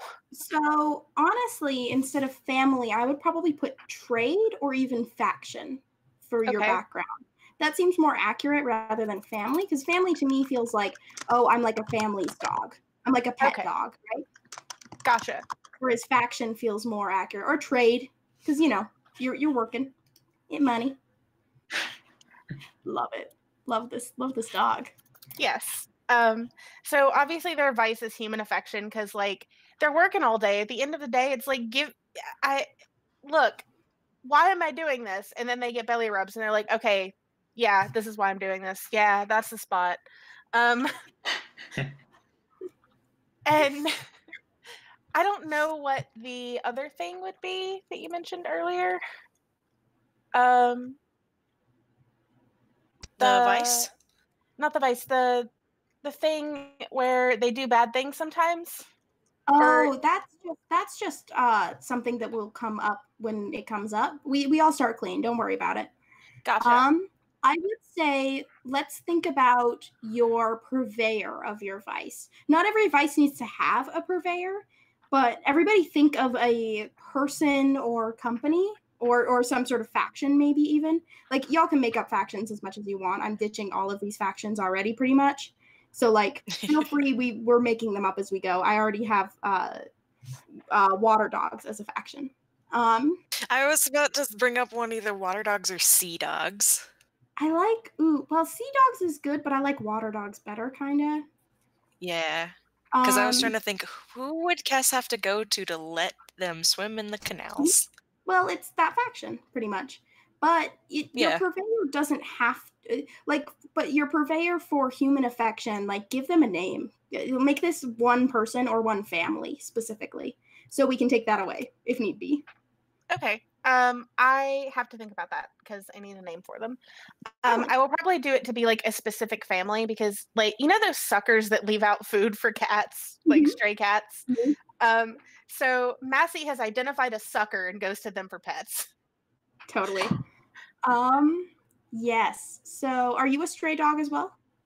Right now I'm still working, but we'll see what happens with crime to sway me away from. Do you have a collar? I have a collar. Okay, great. Good to write that down somewhere. Okay. Because it's worth knowing. You have a collar, you have a name tag. So yeah, people think about your purveyors. It just pinpoints something in the world that you go to for this thing. In my cyberpunk game, sometimes that's just a company. Like my character's vice is shopping, and their purveyor is the shopping app they use. You know, it can be vague, but the more specific, the better. And then you just need a special ability, so you can get back to me on that, or a trick. Okay. Whatever you like. We already kind of talked about there's some tricks that work really well for what you have in mind. And a friend and enemy. Everyone be thinking about these things. Okay. And then you can do your dots as needed. Any questions, feel free. I have to change the picture of my dog. There we go. That's better. Aww, that's a cute dog. So, that seems like it's about it. Unless you have any questions, Tala, for me. I think that's it. If I think of a question, I'll like say y'all again. Okay. For sure. And so for just character stuff, let's move on then. Hugh, do you want to go last? Because yours is just, it's recognizable. Sure, yeah. So let's do Bluebell. Are you sticking with this one? Sure. So. As in name, yeah. Yeah. It's actually a character from a Mouse Guard game, or the Woodlands. Ah. So the character was doing stuff for this emperor or queen, you know. So I think that's how they ended up here, right? Like they were such a good guard or whatever that they ended up going into space. So are they are a dog though, right? Yeah. What kind of dog is Bluebell? I'm not great at dog varieties. I wrote that they are yellow. They're what? Like a yellow coat from the book. Because you can't actually have a blue dog, I don't think. You can't. It's gray. Gray dogs are technically blue dogs. Oh, It's a true. weird thing. Mm-hmm. Yeah. Australian cattle dogs are technically a blue dog. But I do like. There's also blue heelers. Yes. I do like the idea of a dog named Bluebell who is bright yellow, though. Yeah.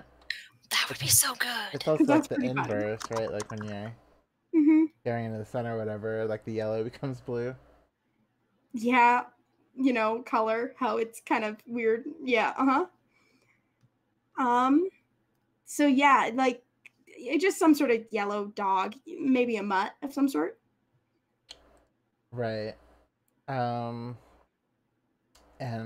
I think they're like from a military background, but more of service, you know, like serving a specific population instead of actually like fighting. So they were on like a team back at home, and now they're looking for a team here to work with. Yeah. When you say like you were in like a military environment, do you mean like elaborate on that? Because you can totally make up whatever military you want, basically. Like, is this like a are they mercs? Are they like is it a literal military? Is it literally the U.S. military? Like, it can be that. I'm not opposed to it. This is sci-fi. This is the future, you know. Or it can be, you know. Well, in Mouse Guard, they have these things called scent pods. So we were mostly laying those out, which are like really strong smelling things to keep predators away. So I kind of like the idea of that for humans, or just like move garbage or whatever to the outside of our turf so that humans don't come and sneak in, you know? So, do we live amongst humans, or are we like trying to separate ourselves from them? I think we were trying to separate ourselves on Earth or whatever, and now we're in space where there aren't any humans. Well, there do need to be people, because this is a world, like, or some sort of equivalent of people. Like, they can be alien people, but I do think, like, I don't think this can be just dogs. How else would I have gotten fished up? Exactly. But it's these bad smelling things to keep predators away, basically. Oh. Right. I'm familiar with Mouse Guard, but like, take it out of that context, maybe. Okay. Just don't even think about this character in that context. Like, put them in this world, rather than thinking about like what their job was. Think about like their character, like who they are as a character, and like what they would want their job to be in this world, rather than literally trying to translate their job into the world here. Right. I don't know very much about this world, I guess. We're making it up. You can make it up as you go.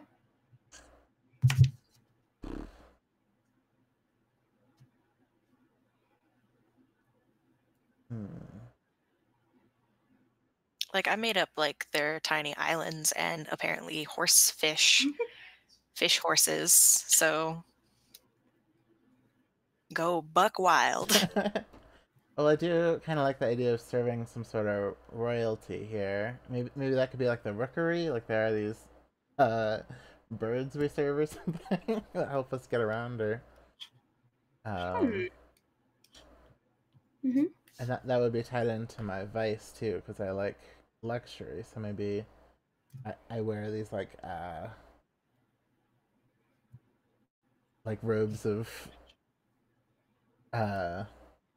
things that the rooks found. Oh, that's cool. I like the idea of like magpie-like birds here that are maybe like more tropical colors. Mm-hmm. But they're Maybe they have teeth. oh, that's horrible, and I love it. Yeah, just weird birds like that are just so smart and so good at what they do. They're basically royalty to all the other animals. Is that where you were going with this, or am I totally off base? No, that sounds good. Yeah. And like normally that stuff wouldn't be valuable, but it is just because of the social dynamics, right? Right. And so these guys control the rookery. So this place is already outlined in purple, so we're just gonna have that be like where the birds hang out mostly. Yeah. And then does your character like follow them and serve them in a soldier way? Do you follow them and serve them in like a for lack of a better term, paladin sort of way? Yeah, I imagine more like a paladin. Or just going on quests for them or whatever, you know. Maybe they're even like burrowing birds, like you find in New Zealand or whatever. That would be interesting. Like the rookeries underground. That's super, like that. That like flip, like our usual thing of like, you know, birds, they're in the sky. To have them like be the ground is like super. Well, especially because the whole city's in the sky, right? Is kind of what we were saying. We were saying No, it's on the water. Okay. It's like a floating biome on the water. Basically, like that's each faction area or whatever where the canals bisect is like a floating biome, and they're all just kind of connected. All right, yeah, but still flying wouldn't be super helpful. Yeah. Well, kind of. It would, Kinda. but it also wouldn't. Yeah. They could be penguin-ish.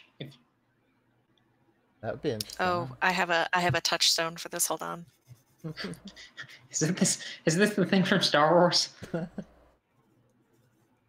you post it somewhere? It's not.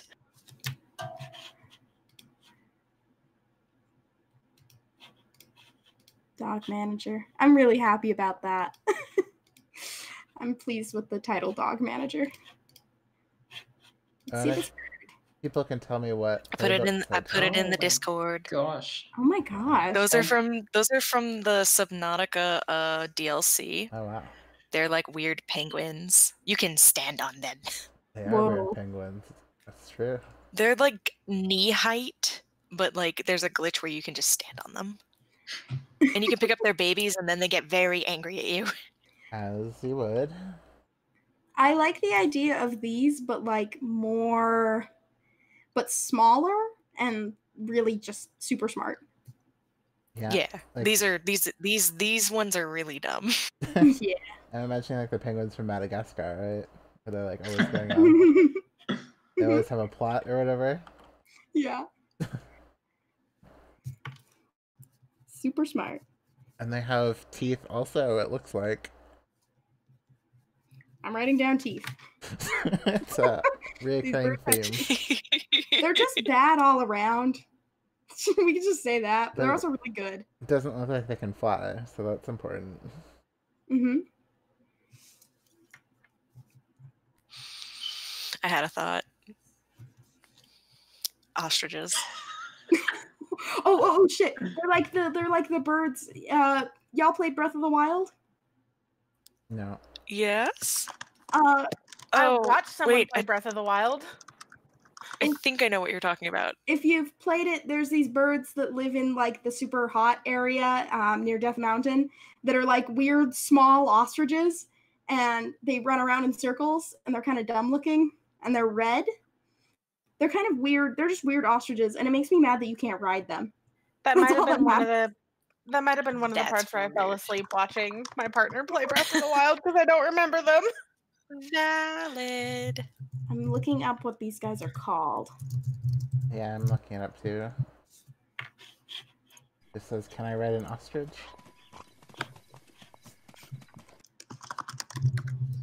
They're just like small ostrich-looking things. The Elden ostrich. I want everybody to know I googled Breath of the Wild birds, and guess what I got? What? A lot of Ritos. Yeah. Yes, A lot of bird yes. A lot of bird people, and not what I wanted. This game's good. I searched Breath of the Wild ostrich, and I think I got it. These guys have really dumb-looking faces. I love them. Please post it in the Discord so I can see their dumb face.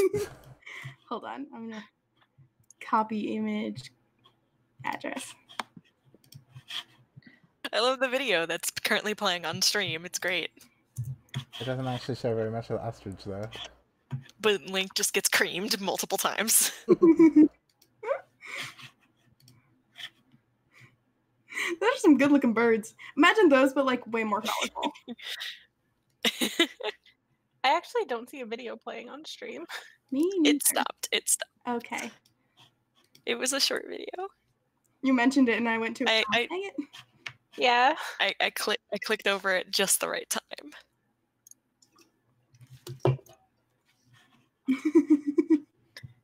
Oh God. Okay, play the video again. Now I'm watching it. Yeah, I think the video is what the picture's from, Okay. Yeah.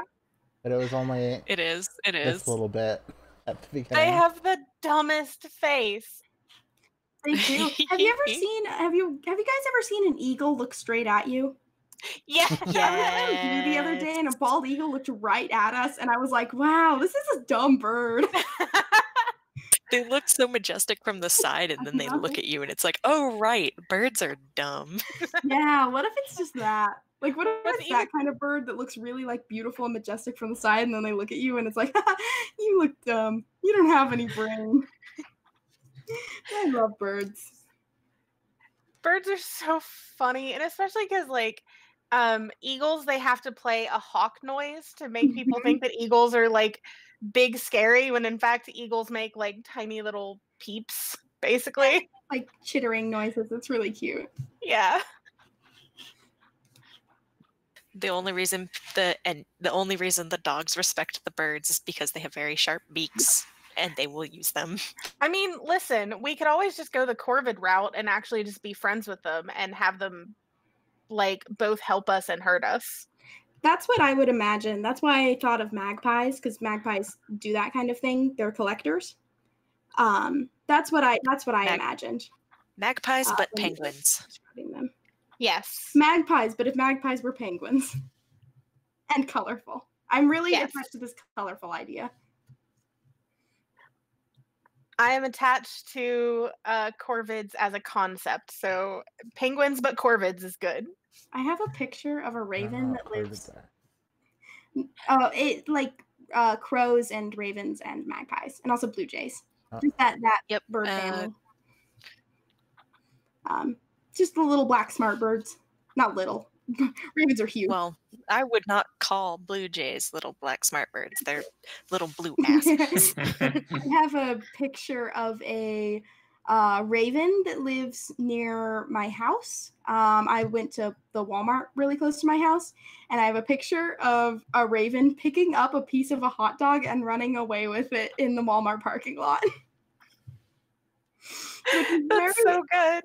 People That's think ravens are like beautiful. these omens of death, and I have this funny picture of one running away with a hot dog. No, okay, so certain types of corvids are vultures, and in the house that I used to live in, I left a ball in the backyard because I have a dog and her name is Luna and she's adorable.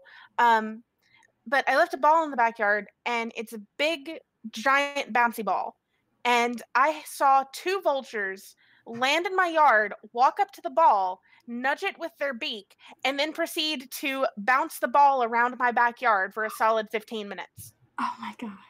And I did not take pictures or video because I did not want to get anywhere near them and make them stop, but it made me so happy.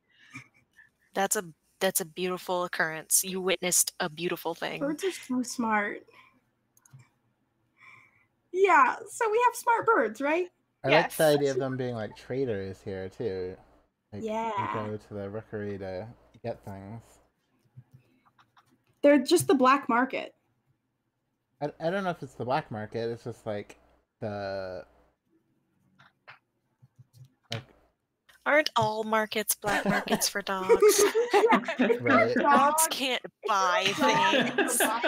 You're buying it on the black market. How the hell are you going to buy things realistically as a dog? Listen, I have all these fish teeth. Is it really called the black market though, or would it just be the rookery? The barket. I came up with a cool thing, and you did a pun. I'm I think sorry. It's the rookery. I think it's just the black market. That's what the rookery is.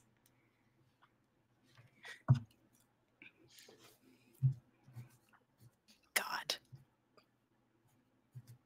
Okay. Now that we've established these cool merchant birds, so Bluebell, you sort of serve these birds, right? Are you like a bodyguard, or are you more like a knight? I think it's more like a knight, like we go on quests for them or whatever, help deal with things. And then in return, we can get some of these goods. Yeah. Is it just for trade? Is the only reason you do this because they pay you, or do they have some reason? Like, do you have another reason to do this? I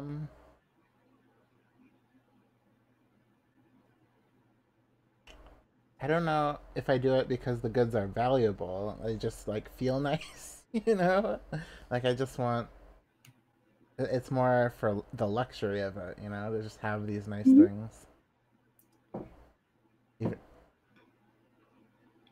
But say there is like another merchant sort of guild, like say like the rats also trade things, right? Mm-hmm. Why would you serve like the birds over the rats? Is there a reason? Do they have something on you? Do you have a friend in the birds?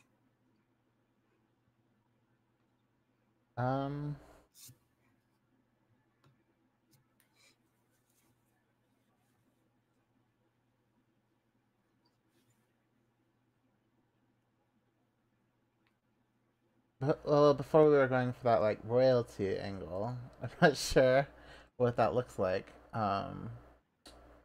One of my friends I have listed is the Emperor, the very old Saint Bernard. So maybe I'm also here. Well, they're an enemy, so I think I'm here to like try to seek them out and get back at them. Sure. And you're totally able to you're totally free to change like whatever on your friends. Like, the Emperor doesn't need to be a Saint Bernard. The Emperor could be a very old bird. Right. But yeah, I think I'm also here to just like gather intel on this enemy that I have, It's like, what if diplomats were spies? Like, there's a bird in this emperor's court as well, and you're in the bird court, and it's like, yeah, we're doing this for political reasons, but everyone's just like taking notes and no one really talks about that.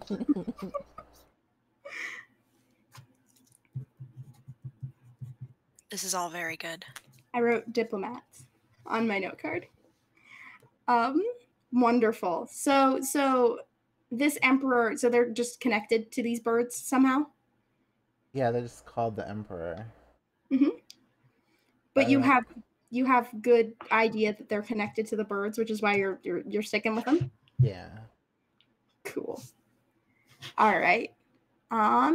And you can figure out why you're seeking them out later, and that can come up in play for sure, if you want it to. But I like this idea, especially your vice. So can you specify? So your vice just says luxury here. Can you specify what you mean by that? That's a good question. What were some of the vices? You don't have to go off the sheet for sure. Just like you can totally come up with your own. Yeah, I mean, it just has examples like ostentatious display and fine silk pillows. So luxury. Well, now we know that these are like these weird penguin things. I'm trying to imagine what kind of luxuries I could get here. Maybe it's like waterproof stuff, you know? These penguins can swim, so they have like this secret for making things waterproof. I mean, we established that the penguins were more like magpies than anything where they like steal things. They kind of hoard things. So they have like a ton of shit. Like it doesn't need to be technically related to them being birds. It can just be like they stole a nice pillow from a human. Like I like a lot of money, so they took it for me. All right, then I'll say it's like books. That's good. Yeah, like getting knowledge or. Can you read? Yeah, I was just gonna ask. Can this dog read?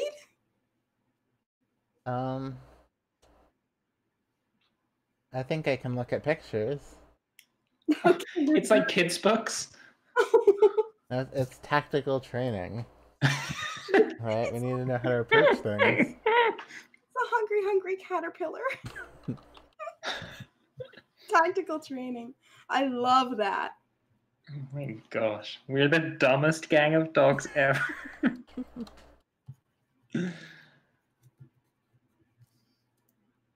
Hey, listen, that's not fair. I only look dumb.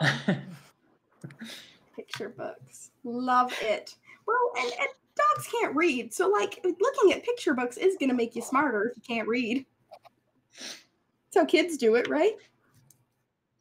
I also want to point out I'm not dumb. I have 2 points in utilize. I can use shit. Yeah. You can use human shit. Doesn't mean you're good at, or doesn't mean you can figure out how it works. Right. I'll pull the lever. I just don't know what it does. Like it says what it does. I don't know. I'm just gonna pull it. Listen, I'm out here doing my best. I can push a button, but like. We can all push a button. Oh no.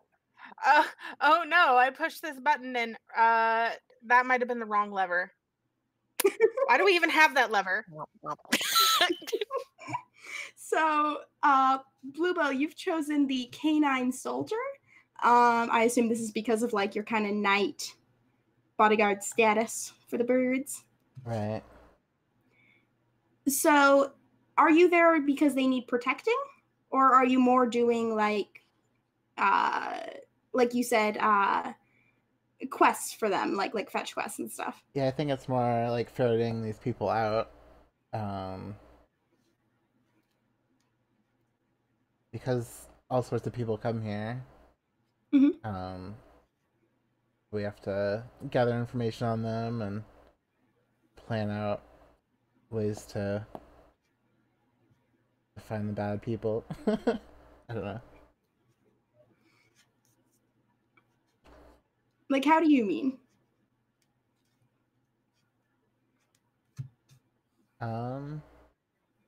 Well, there's a lot of trade going on, so I imagine people are always trying to get an unfair deal, you know? Do you mean people as in like other factions of other animals, or do you mean people as in humans? Just any faction, any kind of creature that's here. I don't mean people as humans. Okay. So it's like you're basically like protecting them in like the faction game, more or less. Right. Gotcha. Okay, that's cool. Or even just making sure they don't get swindled, you know? Like, that's the more basic version. You're there to like put your hands on the hips and stand by the door. Be like real intimidating. That's like, how I got into this, but yeah, and then you start learning about the different factions and stuff, and I'm sure there's a whole strategy behind everything. Yeah. So you got that like real soldier stuff. All right. That's why you gotta read some books. Yeah. So let's see. Did you pick? So you picked a trick already. What is your trick? Tell us about that. Strategist. You get +1d to consort when you gather information on a target for a score. Awesome. And +1d to the engagement roll, which is super good, y'all. This is a really good thing. The engagement roll means everything. And I also have another gather information, which is what do they intend to do, so I can gather information about plans or people are making. Right. Cool. The things in gather information, just FYI, those are more like just examples. So Right. you're free to gather information on anything. But each playbook has a specific one, so that's the one for my playbook. Yep. And let's see. 1, 2, 3, 4, 5, 6. So you should have one more dot to put somewhere. Okay. Because you start with 3 from your playbook, and you have 4 to use wherever. Okay. And we already talked about your friends and stuff, so Good. I think that's all. All right. So that is Bluebell, a soldier, and we'll talk about how all of these dogs know each other later when we get to the crew stuff. But for now, let's do the last member of our little crew that has unnamed. Hugh, do you want to talk about your character? Sure, yeah. I'm going to be playing Leica, who was the dog that was sent into space in the late 50s by the Russians. In my Save All the Dogs fantasy, she was like whisked out of that space station, out of the Sputnik rather, and although the like crashed remains of the Sputnik were found in our world, Leica was somehow pulled out of that and delivered to this alien planet. So I'm taking the Enigma playbook, which is an unsettling dog with occult powers. I'm all about tapping into the weird stuff because I have traveled through the weirdest parts of space through means unknown, and now I have ghost powers? ? Weird dog friends. So my name is Leica. I was just doing a lot of research on Leica. One of Leica's nicknames was Zhushka, which means little bug. So I think that's what the humans call me, is Zhushka, and I think the other dogs know that I am actually Leica, the space dog. She was a Samoyed Terrier mix, mongrel. My background is astronauts, which is going to give me a point in utilize because I'm good at operating machines, apparently. That's why you put dogs in space. They're very good with machines. Please don't put dogs in space. Everyone, I mean, we don't do it anymore. But don't send animals to space. They don't deserve that. My vice is going to be obligation, and I am still trying to contact the Soviet space program back on Earth. So my thing is like I have an obligation to the cause, and the cause is I'm trying to build something that will allow me to send messages back to Russia, like, "Hey, I'm alive. I have so much information for you." Can you specify that on your sheet? Yeah, totally. Build comms to the fallen Soviet Union. Oh, this poor dog. Oh, wakes up from what's the meme, like wakes up from 6-month coma or whatever, like, wow, I can't wait to go back to the Soviet Union. Leica. Yeah. Oh, Leica. Oh, Leica. My points are like She's doing her best. She is doing her best. I assume this is at least how she knows cast the test subject. I feel like this is probably how we met. Yeah. It's like me being like, "Hey, do you know how to pull apart this radar so I can build something with it?" And I was just like, "Oh, absolutely, yeah. Here we go."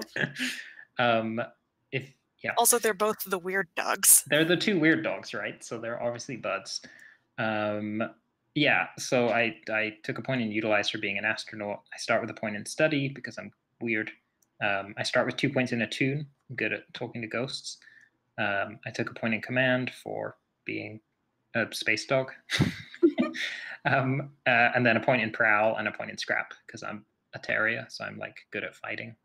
I mean, are terriers good at fighting, or they just don't know when they're beat? It's kind of the same thing, right? Like, yeah, it's kind of the same thing. My trick is compel. You can attune to the ghost field to force a nearby ghost to appear and obey a command you give it. You are not supernaturally terrified by a ghost you summon, though your allies may be. So I can make ghosts appear and do stuff for us, and if it goes wrong, it can go really wrong. And I have my friend that like I realized who my friend should be today, and it was so wonderful for me to hit on this. Because a specter is haunting Europe, and it is the specter of communism, that is going to be my friend, is the ghost of communism. And I know what she looks like as well. That's buck wild. Yeah, how am I going to play this, Hugh?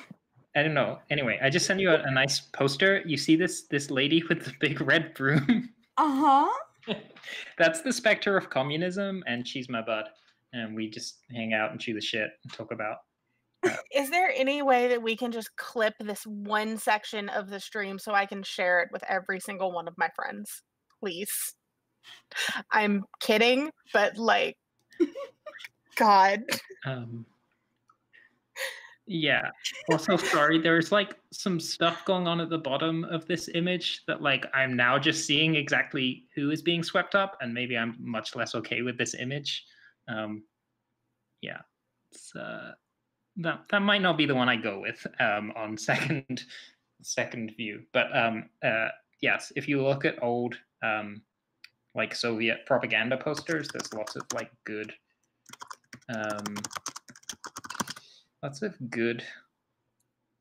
like this badass lady. Maybe this is like. It's like just take Rosie the Riveter, but make her a communist. You got it, yeah. There we go. That's a better one. That other one had some sketchy illustrations of Muslims, and I didn't realize that was exactly what was happening in the image, which is why I'm deleting that and replacing it with this.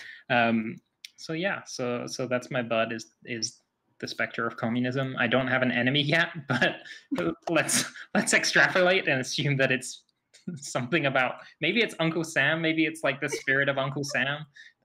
It's the spirit of capitalism. Yeah, I can't play this. I can't play these characters.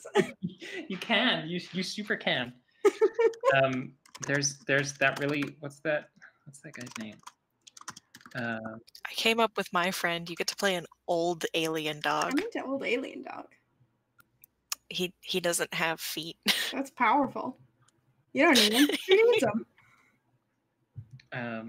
Steve Darnell and Alex Ross did the Uncle Sam comic that I'm thinking of. That is yeah. If you look up Uncle Sam comics, you'll see the very bizarre history of those comics of this Colonel Sanders looking asshole in a striped pants and starred jacket. Yeah, this guy, I'm looking at these pictures, and I know it's like supposed to be like America propaganda, but all of this looks bad to me. None of these images look like they should be construed as good things. Yes, I mean that's the Uncle Sam comic I'm thinking of, the one I just referenced, is very much like an examination of all the ways in which the like U.S. mythology has failed, and it's that Uncle Sam character is like trying to find something to believe in. It's a good comic. Check it out. Good Lord. It's a lot, but yeah, let's say that's going to be my enemy is Uncle Sam. It looks like that. And can Uncle Sam, can it be like a dog that represents?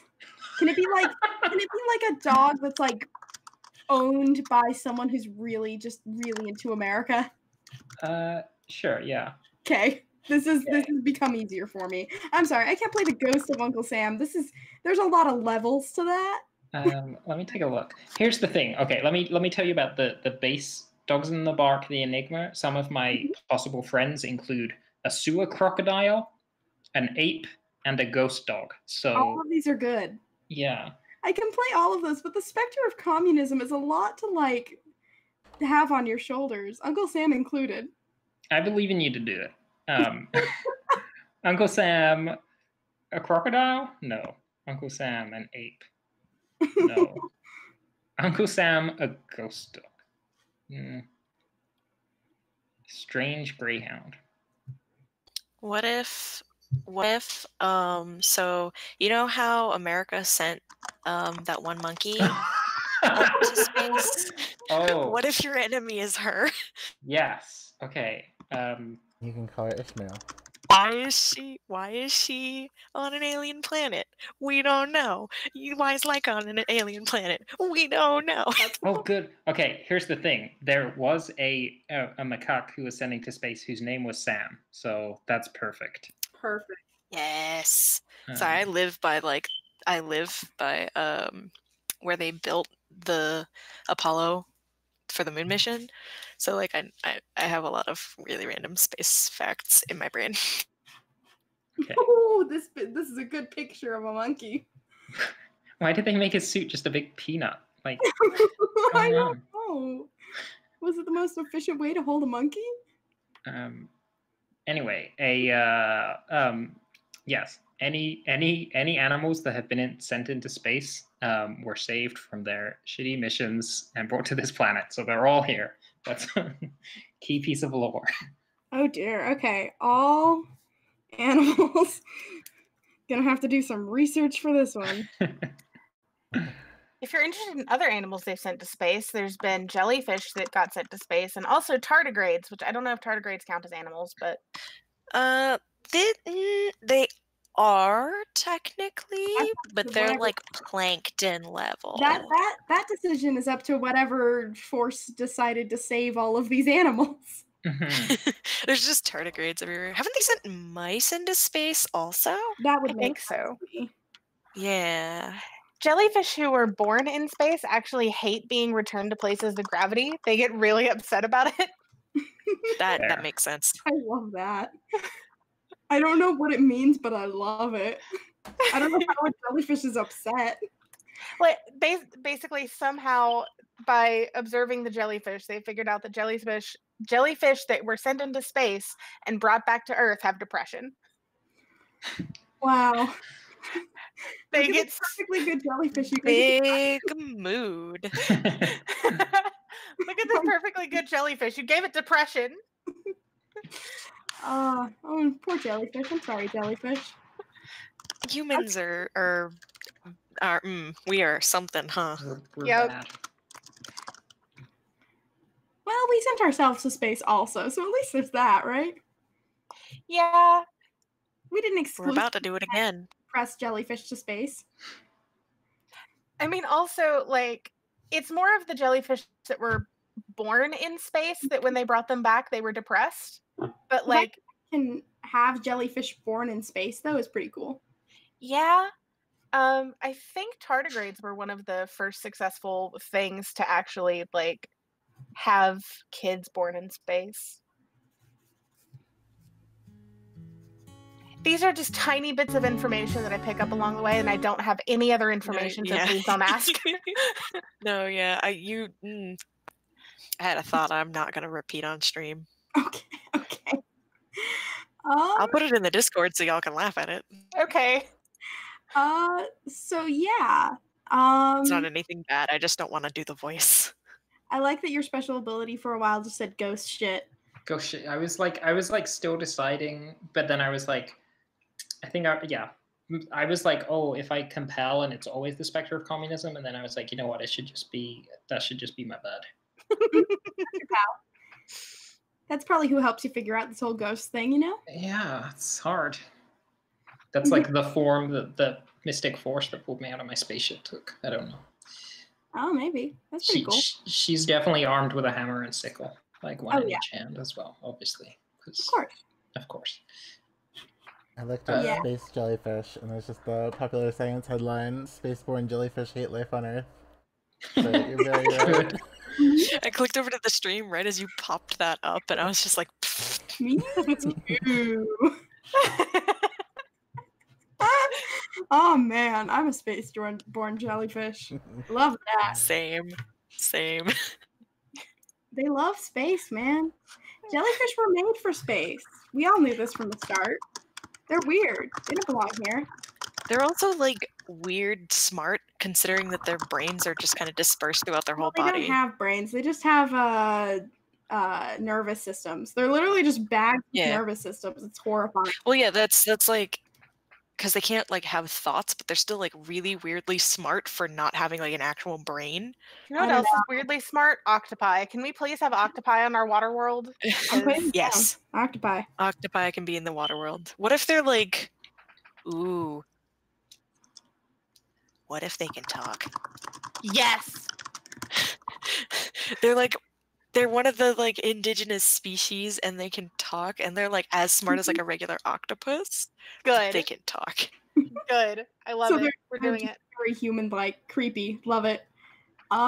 Yeah, but again, they're still like at the intelligence level of like regular octopi, and like the humans like don't know what to do with that. Listen, regular octopi are really smart. Like, I know, it's scary. They're already pretty human-like. I mean, smart is just an analogy for human-like. Let's be honest. Like, that's really what it means. So it's like having them also talk would be wild. All like in realms of octopi can do things out of spite. There was an octopus that found one bad fish in its entire like thing that it had been fed. It took that fish, crawled out of its aquarium, went into the keeper's office, and threw the fish at him. Hated it. Like, octopi are basically Octopi are extra. Yeah. Oh, All animals are people. Personhood is the thing we can't get into here. Yeah, you're right. You're absolutely right. Yeah, let's not get into that. Correct. There are octopi. They may or may not talk. May or may not talk. Oh, that's vague enough. Okay. So yeah, that's all the characters. Anyone want to go back and like specify like special abilities or I came up with some stuff. Sure. We can start with you. Okay, so after we started doing so I added in that my purveyor is the water dogs. Mm-hmm. The purveyor of my vice through all of my like the stats. There we go. I took a point in hunt, a point in prowl, a point in attune, and a point in consort. Okay. Because I thought that was a pretty even spread. And I went with the venomous special ability, which is choose a drug or poison you have become immune to. You can push yourself to secrete it through your skin or saliva or exhale it as a vapor. Mm-hmm. And I have a friend. This friend's name is Erst. Erst is a lame alien dog and one of the only other alien dogs in the biomes. I have not come up with an enemy yet, but I came up with a friend. Awesome. I think maybe one of my enemies is probably going to be one of the birds. Okay. I just have to figure out. Yeah, I just have to figure out which one. Ooh, could it be the same one? Could it be the same bird? I was half paying attention during that conversation because my partners were talking to me. What was the name of that bird? The Emperor, right? Bluebell? Mm. The Emperor is just like local fauna. Yeah, the Emperor. Yeah, well, the Emperor was a dog, right? Yeah. Oh yeah, wait, yeah, the Emperor is a dog. Who's the bird? What did we name the bird? There was not a bird, but the Emperor was somehow related to the birds. Okay, well, I can come up with like enemy as somebody is all I'm saying.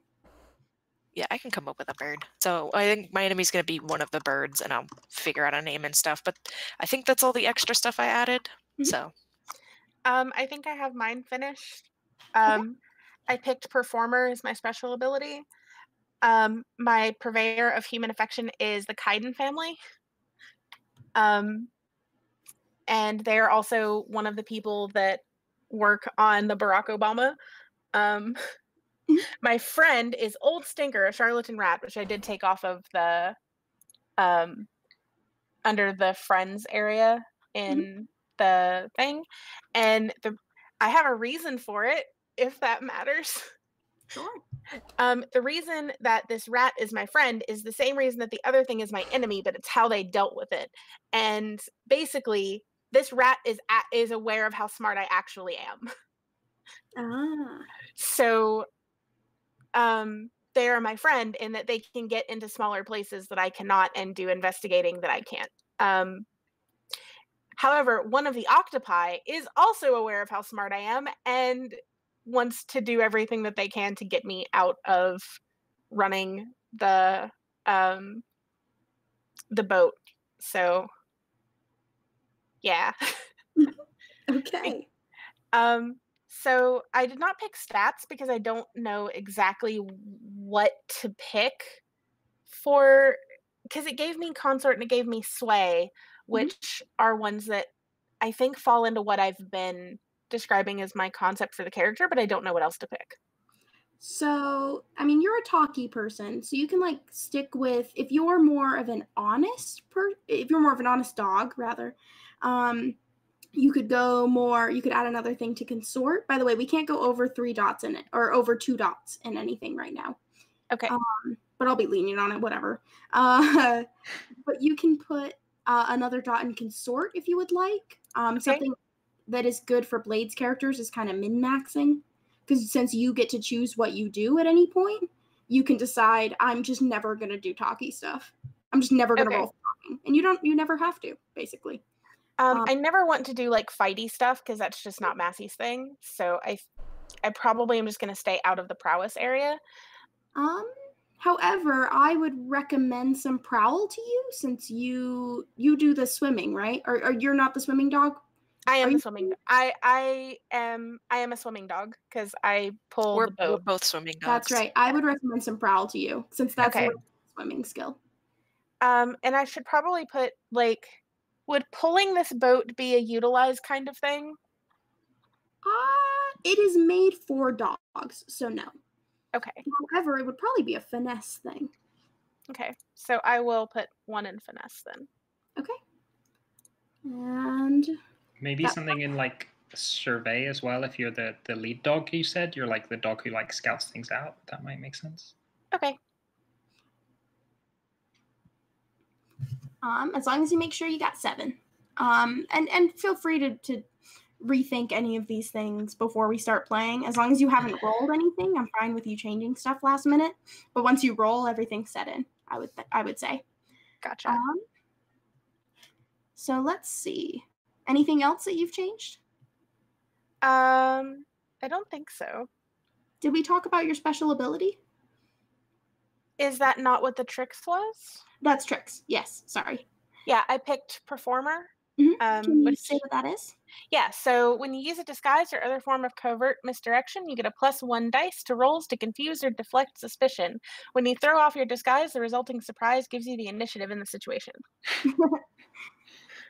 This is the ta-da skill. Yeah. Love it. This is the bard skill.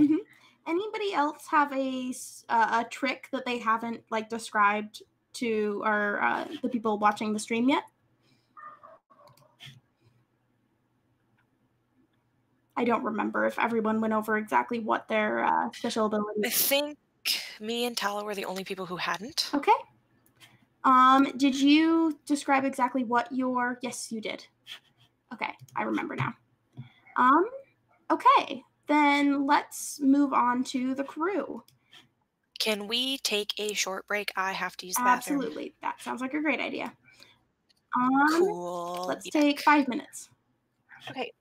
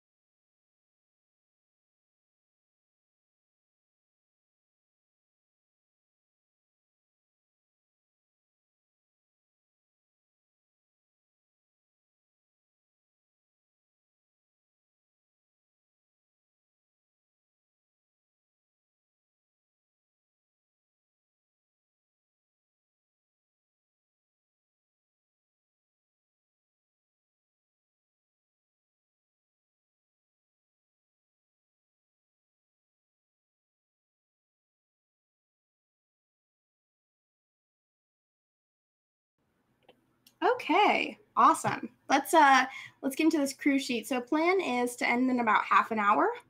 So we're gonna like kick through this crew sheet real fast. We don't need to do it too fast, but fast enough. I feel like now that we know the basics of everything, the crew sheet should be a little bit easier to suss out. A little bit. Listen, the crew sheet's still hard for me to suss out, and I've been playing this game for over 2 years. So it's a bit of a mess. Boy howdy. It's fine. Don't worry yourselves too much about it. We're not going to worry about like hold and rep and heat and stuff, because all of that, heat maybe, because that has to do with entanglements, but everything else, like that's all long game stuff. We don't have to worry about that. And turf, like none of that is that important. But otherwise, we do need a name for our crew. And we need a crew reputation, which there's a list of examples in the Blades book. Y'all can...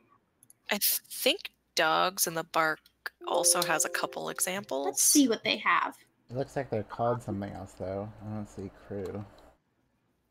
Okay. I mean... That's right. It's not a crew. So the only crew type in Dogs in the Bark is Pack of Strays. So at least we don't need to pick a crew type, because that's the only one. It's the only one. We do not get a choice. We are a pack of strays that somehow we have a house dog. Hey, I mean, yeah, that's valid. Strays is relative. But Pack of Strays, I think it's just so that they can like describe every part of like the character sheet very quickly, and not worry about like trying to come up with a bunch of different stuff. So the Pack of Strays is, so there's a list of tricks here. There's some pack XP, another thing we're not going to worry about too much. Contacts, pack upgrades, a den, good finds, training, pack mates. You start with a gang of thugs. The problem is I'm really bad with cohorts, because everyone who runs this game is. Because cohorts is kind of a complicated mechanic. If you guys want... That's like hirelings, right? Basically. But there's a lot of them. It's kind of... My only touchstone is D&D. I'm so sorry. You're fine. They're less complicated than hirelings, though. They're really very, like, narrative more than anything. But, like, they have some mechanics to them that I still kind of am really fishy on. So I would say that if you guys don't want this gang of thugs, I'm totally down with that. In that case, you're free to pick one of the other options here that says, like, pack upgrades or den upgrades, good finds upgrades, or training upgrades. I think I'm good with not having the thugs, because we're trying to make this like a shortish game. Yeah. And having to deal with a lot of moving parts is not going to make this a short game. Yes. Is everyone in agreement on that? Yeah, I think that feels good. Which also, like, maybe maybe we don't even need to worry about things like, like the den upgrades where you pick like your different turfs and all that stuff. Like, we're probably not going to touch on any of that, right? Like, yeah. I feel like crew upgrades is probably going to be our best bet for this stuff, as well as like stuff we can get. Yeah. So I would say tricks is what we should be focusing on right now, because that's the fun stuff. And then pack upgrades, all of those things are good.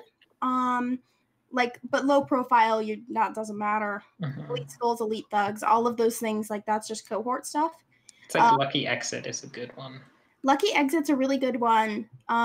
Den upgrades, I wouldn't worry about, but they're more for narrative reasons, which it can be a little bit fun. So if you want to think about that. But good finds are also good, because good finds basically give you a free luck point. So like if you were to choose canals, you're always going to be around canals, essentially. Like you're always going to have access to a canal, and you won't have to tick off load for using one. I mean, we could just have access to the canal. Narratively, that feels appropriate considering water dog and weird alien water dog. Yeah, I think Lucky Exit makes sense. Oh yeah, because Lucky Exit is 2 free luck for windows and canals. The good finds are like, it's like when you upgrade items in. That's right. Yeah, it's you're like, right. You're right. They like are a higher tier. I forget how that works, but They basically give you better effect. yeah, there you go. Thank you. Mm-hmm. They're just better. It's weird. It's kind of a weird mechanical thing. So actually, let's not worry about good finds. I was wrong about what that means. So disregard everything I said about it. But pack upgrades is good, and then pack tricks is also really good to look at right now. Mm-hmm. I don't remember, in base blades, do you get one? You just get like one special ability or 2 upgrades, right, to begin? Yeah, I think so. Yeah, that sounds right. We're gonna go with that.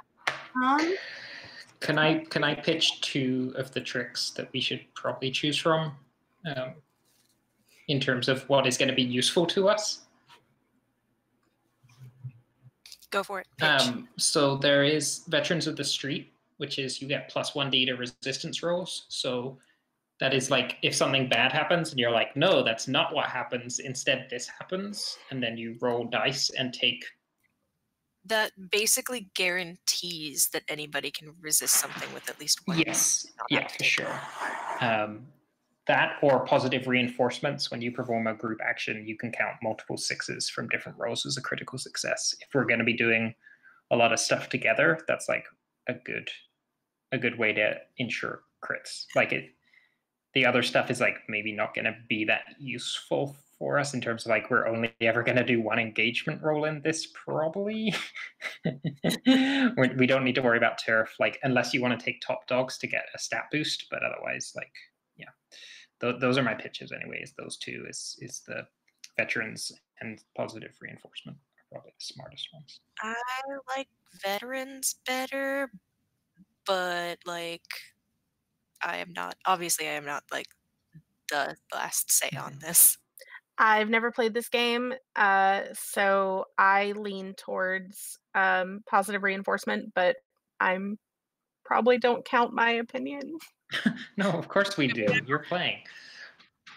I've also never played, so we're in this together. Asher, did you have any specific leaning? I was thinking, isn't there like a group pool of some sort, or am I misremembering? I think that's positive reinforcement.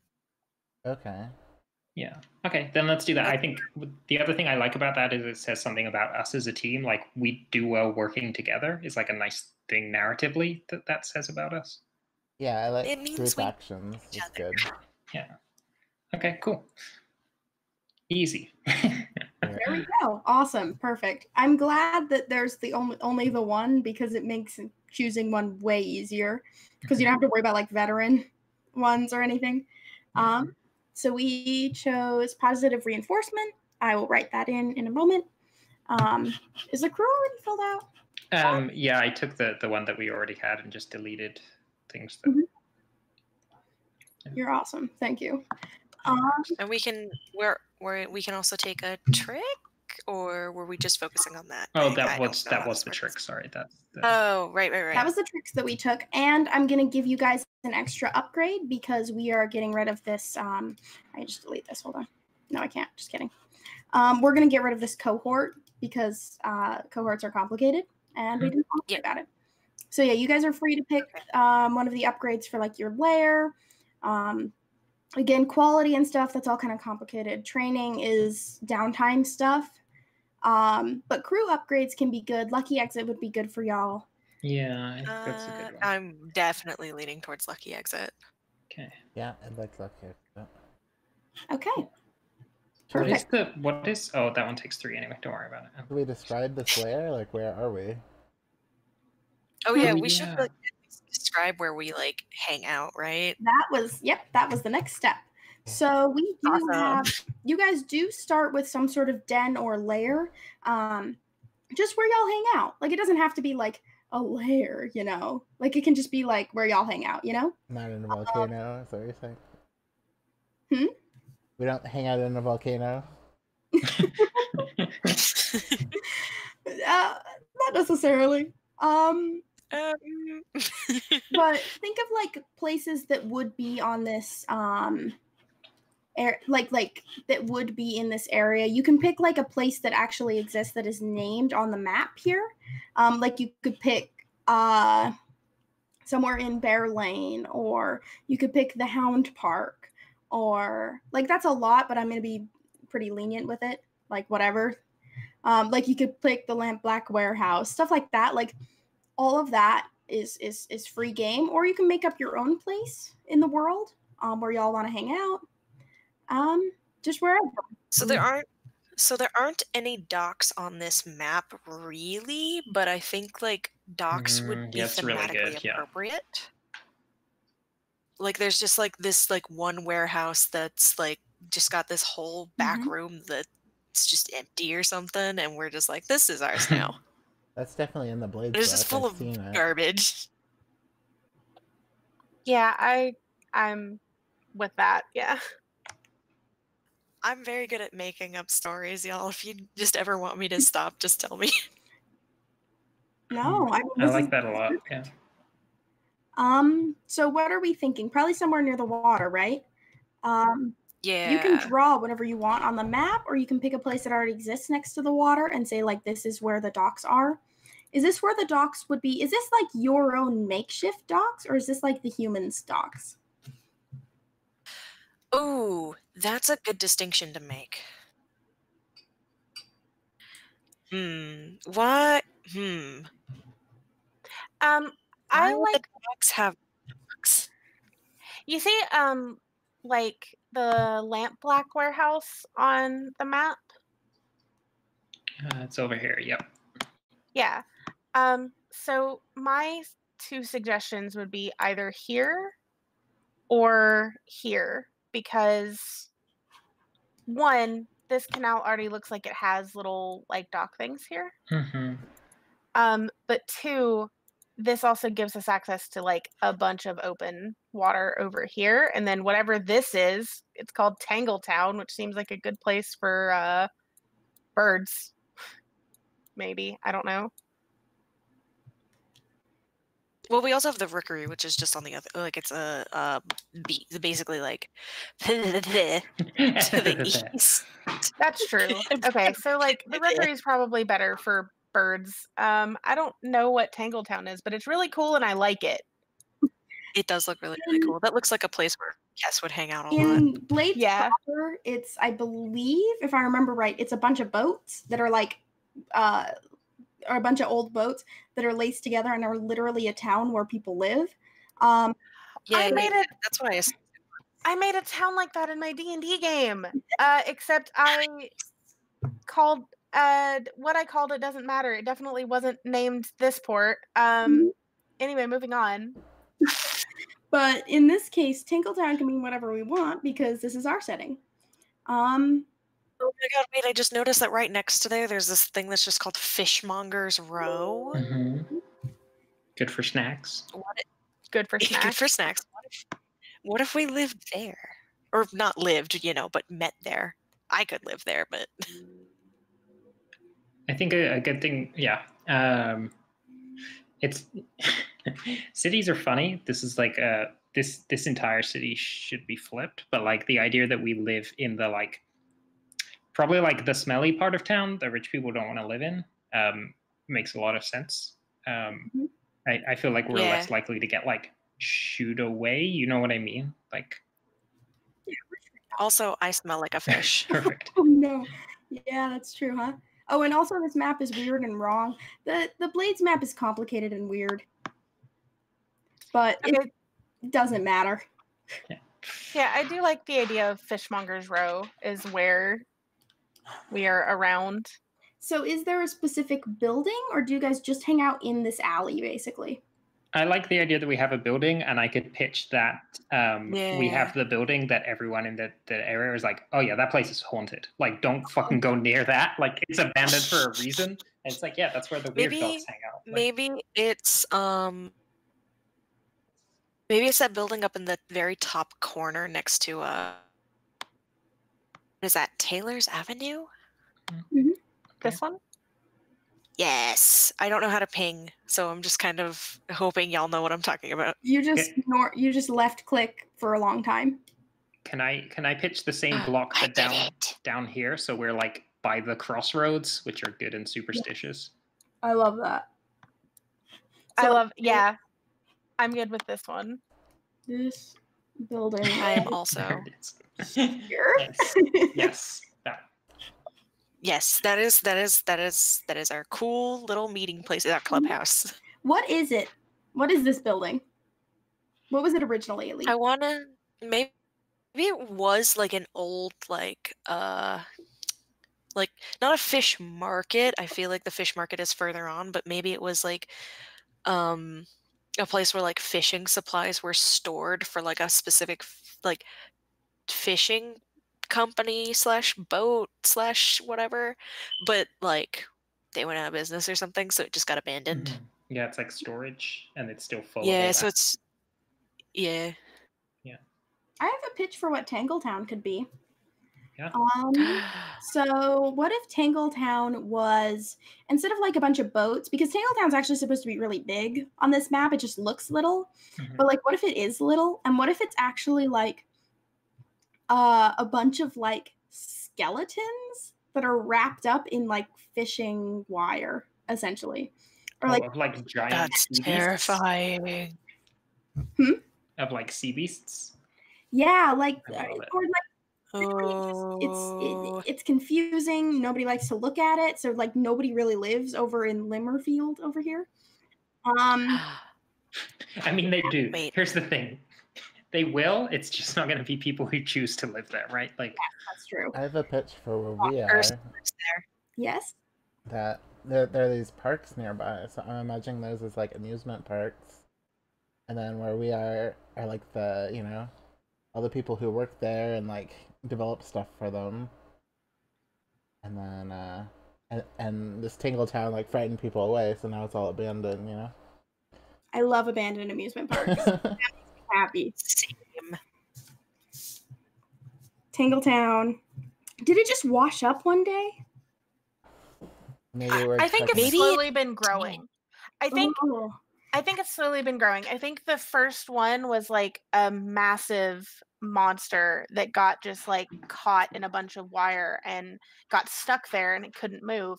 But like it being this obstruction with wire attached to it, that means that other things started to add on to it. it's like if you Okay. throw a skeleton in the canals, it will inevitably end up in Tangletown. Like no matter where you throw it into the river in the city, it's So- like, oh wait a second.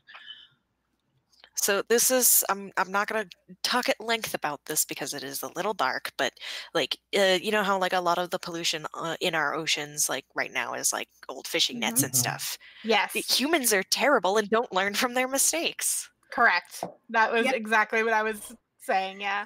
Yeah. That's what I was going for with this idea. Yes. And it's I like, want to say that Erst lives there. and it's like there's a lot of superstition around it, probably, of like Hugh said, like you throw a skeleton in the water, it's going to end up in Tangletown.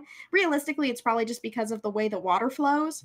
But like there's a ton of superstition around it. Nobody wants to live in Limmerfield or Limmers Park or any of that. Like all of this is basically abandoned, so a bunch of dogs and stuff live here. And So are we just Hold on. the haunted dog pack? Hold on. I have like a superstition that might be like a saying around here, which is if you live in Limmerfield, you die in Tangletown. uh, That's The so good. Tanglers will get you. That's even that's better. wonderful. That's what they call people from Limmerfield. That's great. Good. People and the dogs? I think the animals. Maybe the call dogs are called Tanglehounds. Can that be the name of our pack? The Can it? Tanglehounds? Tanglehound, Can that be please? the name of our pack? The Yes, of course. Tanglehounds. Tangle. You don't tangle with the Tanglehounds. Good. Also, another one is it takes two to tangle. Like we've definitely misheard it, but That's we're like, where I yeah, was that's- going. Yeah. That's where my brain immediately went. Oh, that's so good. Okay, another thing that we need for our crew is our reputation, and I'm feeling some sort of spooky synonym, like haunted, creepy, Spoopy. unsettling, Sorry. spoopy. Spuppy. It's like spoopy, but a puppy. That's like the least spooky way to say spooky. Like unsettling, uncomfortable, creepy. Uncanny. Uncanny is good. Yeah. How do we feel about uncanny? Pro. Very pro. I am pro for Yeah. uncanny. If we're all pro uncanny, I'm gonna write uncanny. Everyone, this is a creepy dog pack me coming out of the dog pack. Hello, friends. I love Haunted by dogs. Uncle Sam. I'm just a bioluminescent dogfish. We're fine. What do you call your lair? You don't technically need a name for it, but I like a name for it. Or it doesn't need to be necessarily like a name, just like what do you call it? Hold on. I'm trying to think of boat terms. Hold on.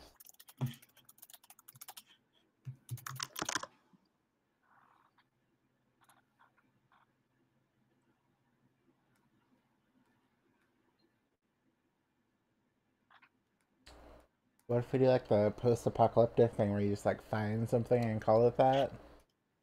You know, it's like some old spaghetti can or something. I need y'all to see the very important thing that I just posted in the Dogs in the Park chat and Discord. Oh. Aww. Press play. Aww. You know, like there's a sound effect when like cartoon characters come on screen. That just plays every time. Yes. So good. I'm googling. I think I have it.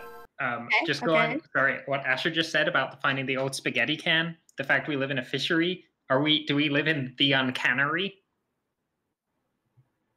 Like a cannery, but it's the uncannery. At least that's Yes. what we call it. I don't know if anybody else calls it that. Yeah, I don't think we call it that. I think that's like we're dogs. This is just our home. But like I'm going to. I have a boat term that I want to propose. The underway. It's a term that when a boat is moving either by motor or wind, this is called being underway. It just sounds kind of creepy, like out of context. How about we call this sort of block of buildings that doesn't have a name in Limmerfield the underway, and where you live is the uncannery. in its original Dutch, the nautical term is onderweg, which is like really good. That's super good. How do you spell that? Onder and then WEG. Underweg. Love it. It's named that now. We're so good at this. Alt. There it goes. Okay. All right.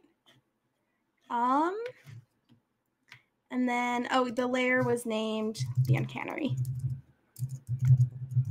And you guys, and it is an old, some sort of old fishing supplies shop. Yeah, or like storage or whatever. What it used to be doesn't matter. It's just full of garbage fishing supplies. Yep. I'm just writing that down so I can remember what it is. But yeah. Okay. Oh my gosh. I think I just. Sorry. No, go. I think I just figured out what my dog is doing. Hanging out with y'all. Mm-hmm. So what if probably people try to avoid taking their water dog boats near people try to avoid taking their dog boats near that part of the water, but like at some point there was a problem with the water currents and they kind of got swept towards it. So while they are getting a new boat, because that boat has become part of Tangletown, Massey doesn't have a job anymore. Oh. Aw, that's sad. It's sad, but also that's how Massey washed up in this area. The And Underveg? yeah, the Underveg, and got like pulled into the Tanglehounds. Heck yeah. Awesome. So, do we want to say how the rest of us met? I think because it's 3 minutes till the half hour, we should save that for our first session, because that shouldn't be too hard for us to do. Yeah, that's something we could even talk about in chat to just firm up, so we start the next session like these are the established relationships. Yeah, Right. that doesn't have to be something we do on stream. We can do that just on our own. Because I think we already have kind of pretty good ideas of how each of us have met based on just talking about the dogs themselves. Yeah. I think if Massey has a friend out of any of the Tanglehounds, especially, it is probably Kess. All they're, right. They're both water dogs. Cute. We are both water dogs. Bro, we are both water dogs. It's okay if we want to swim, bro. Bro. All right. So let's we will figure out a time for next session. But for right now, let's say our goodbyes and sign off. So I can start. I have no, because nobody else chimed in. I have been A. You can find me at Coca-Cola Garlic on Twitter and at Coca-Cola_Garlic on Instagram. I'm pretty sure that's right. My pronouns are they and he, and I have been running the stream for Non-Binary TTRPG month. Please check out the Twitter at Non-Binary TTRPGM. And follow the rest of the streams. We're going to have a really great month. It's going to be fun. We'll play more of this. We'll play a bunch of other stuff. Probably Firebrands, probably Spindle Wheel, all the fun stuff. It's been really fun being the dog manager for our session 0. The what did we call ourselves again? Tanglehounds. The Tanglehounds. The Tanglehounds. Yep. Awesome. Love it. All right. So I'm Izzy Span, at the Sean Deer on Twitter. My pronouns are she, seer, or they, them. And as Kess, I am very excited to play this game. Please be on the lookout for some of the other games that I will be in, like Follow and the D&D game at the end of the month, which will be super fun. Also, there's a Pokemon game that's going to happen at some point. Oh, yes, I'm excited. So, speaking of the D&D game, I will be the DM for that. I'm Tala. I am they, them. I am Tala_day on Twitter. I will be playing Massey, who is Barack Obama's, Portuguese water dog.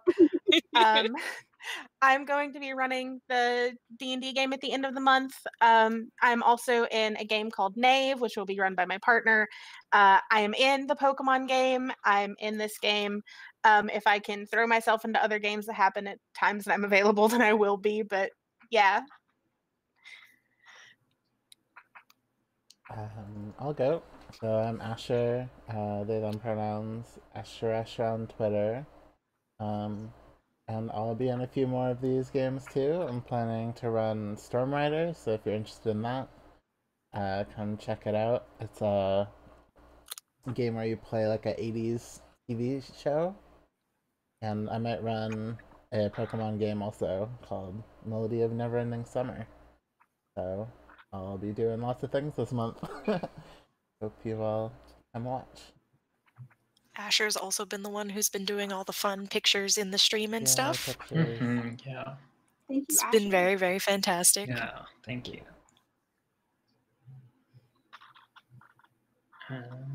And I guess that's me at the end. I'm Hugh. You can find me on Twitter and Instagram and all that stuff under Bourgeoisie Risk. And I want to shout out Al, who's the one who organizes this month, 2 years running every year. Yeah, thank you. Also, Z is very good, and yeah, I would also like to shout out L, and also anyway, yeah. Also, I feel like Hugh, we need to end on your pun. So if you could repeat that, please. Sure. My other pitch for a gang of nautical dogs would be the Good Boys, spelled B-U-O-Y-S. Oh my god. The good boys. Oh, The good boys. the good That's so boys. fun to say. The good boys. That if we had a gang, that would have been the name of them. Oh, God. Yes. I take it back. I won't get. we need to No, too late now. now. No. All right. Well, it has been a blast, y'all. Thank you for letting me run this. Thank you for playing. And thank y'all for watching. Please stay tuned for the rest of the month. And that is all.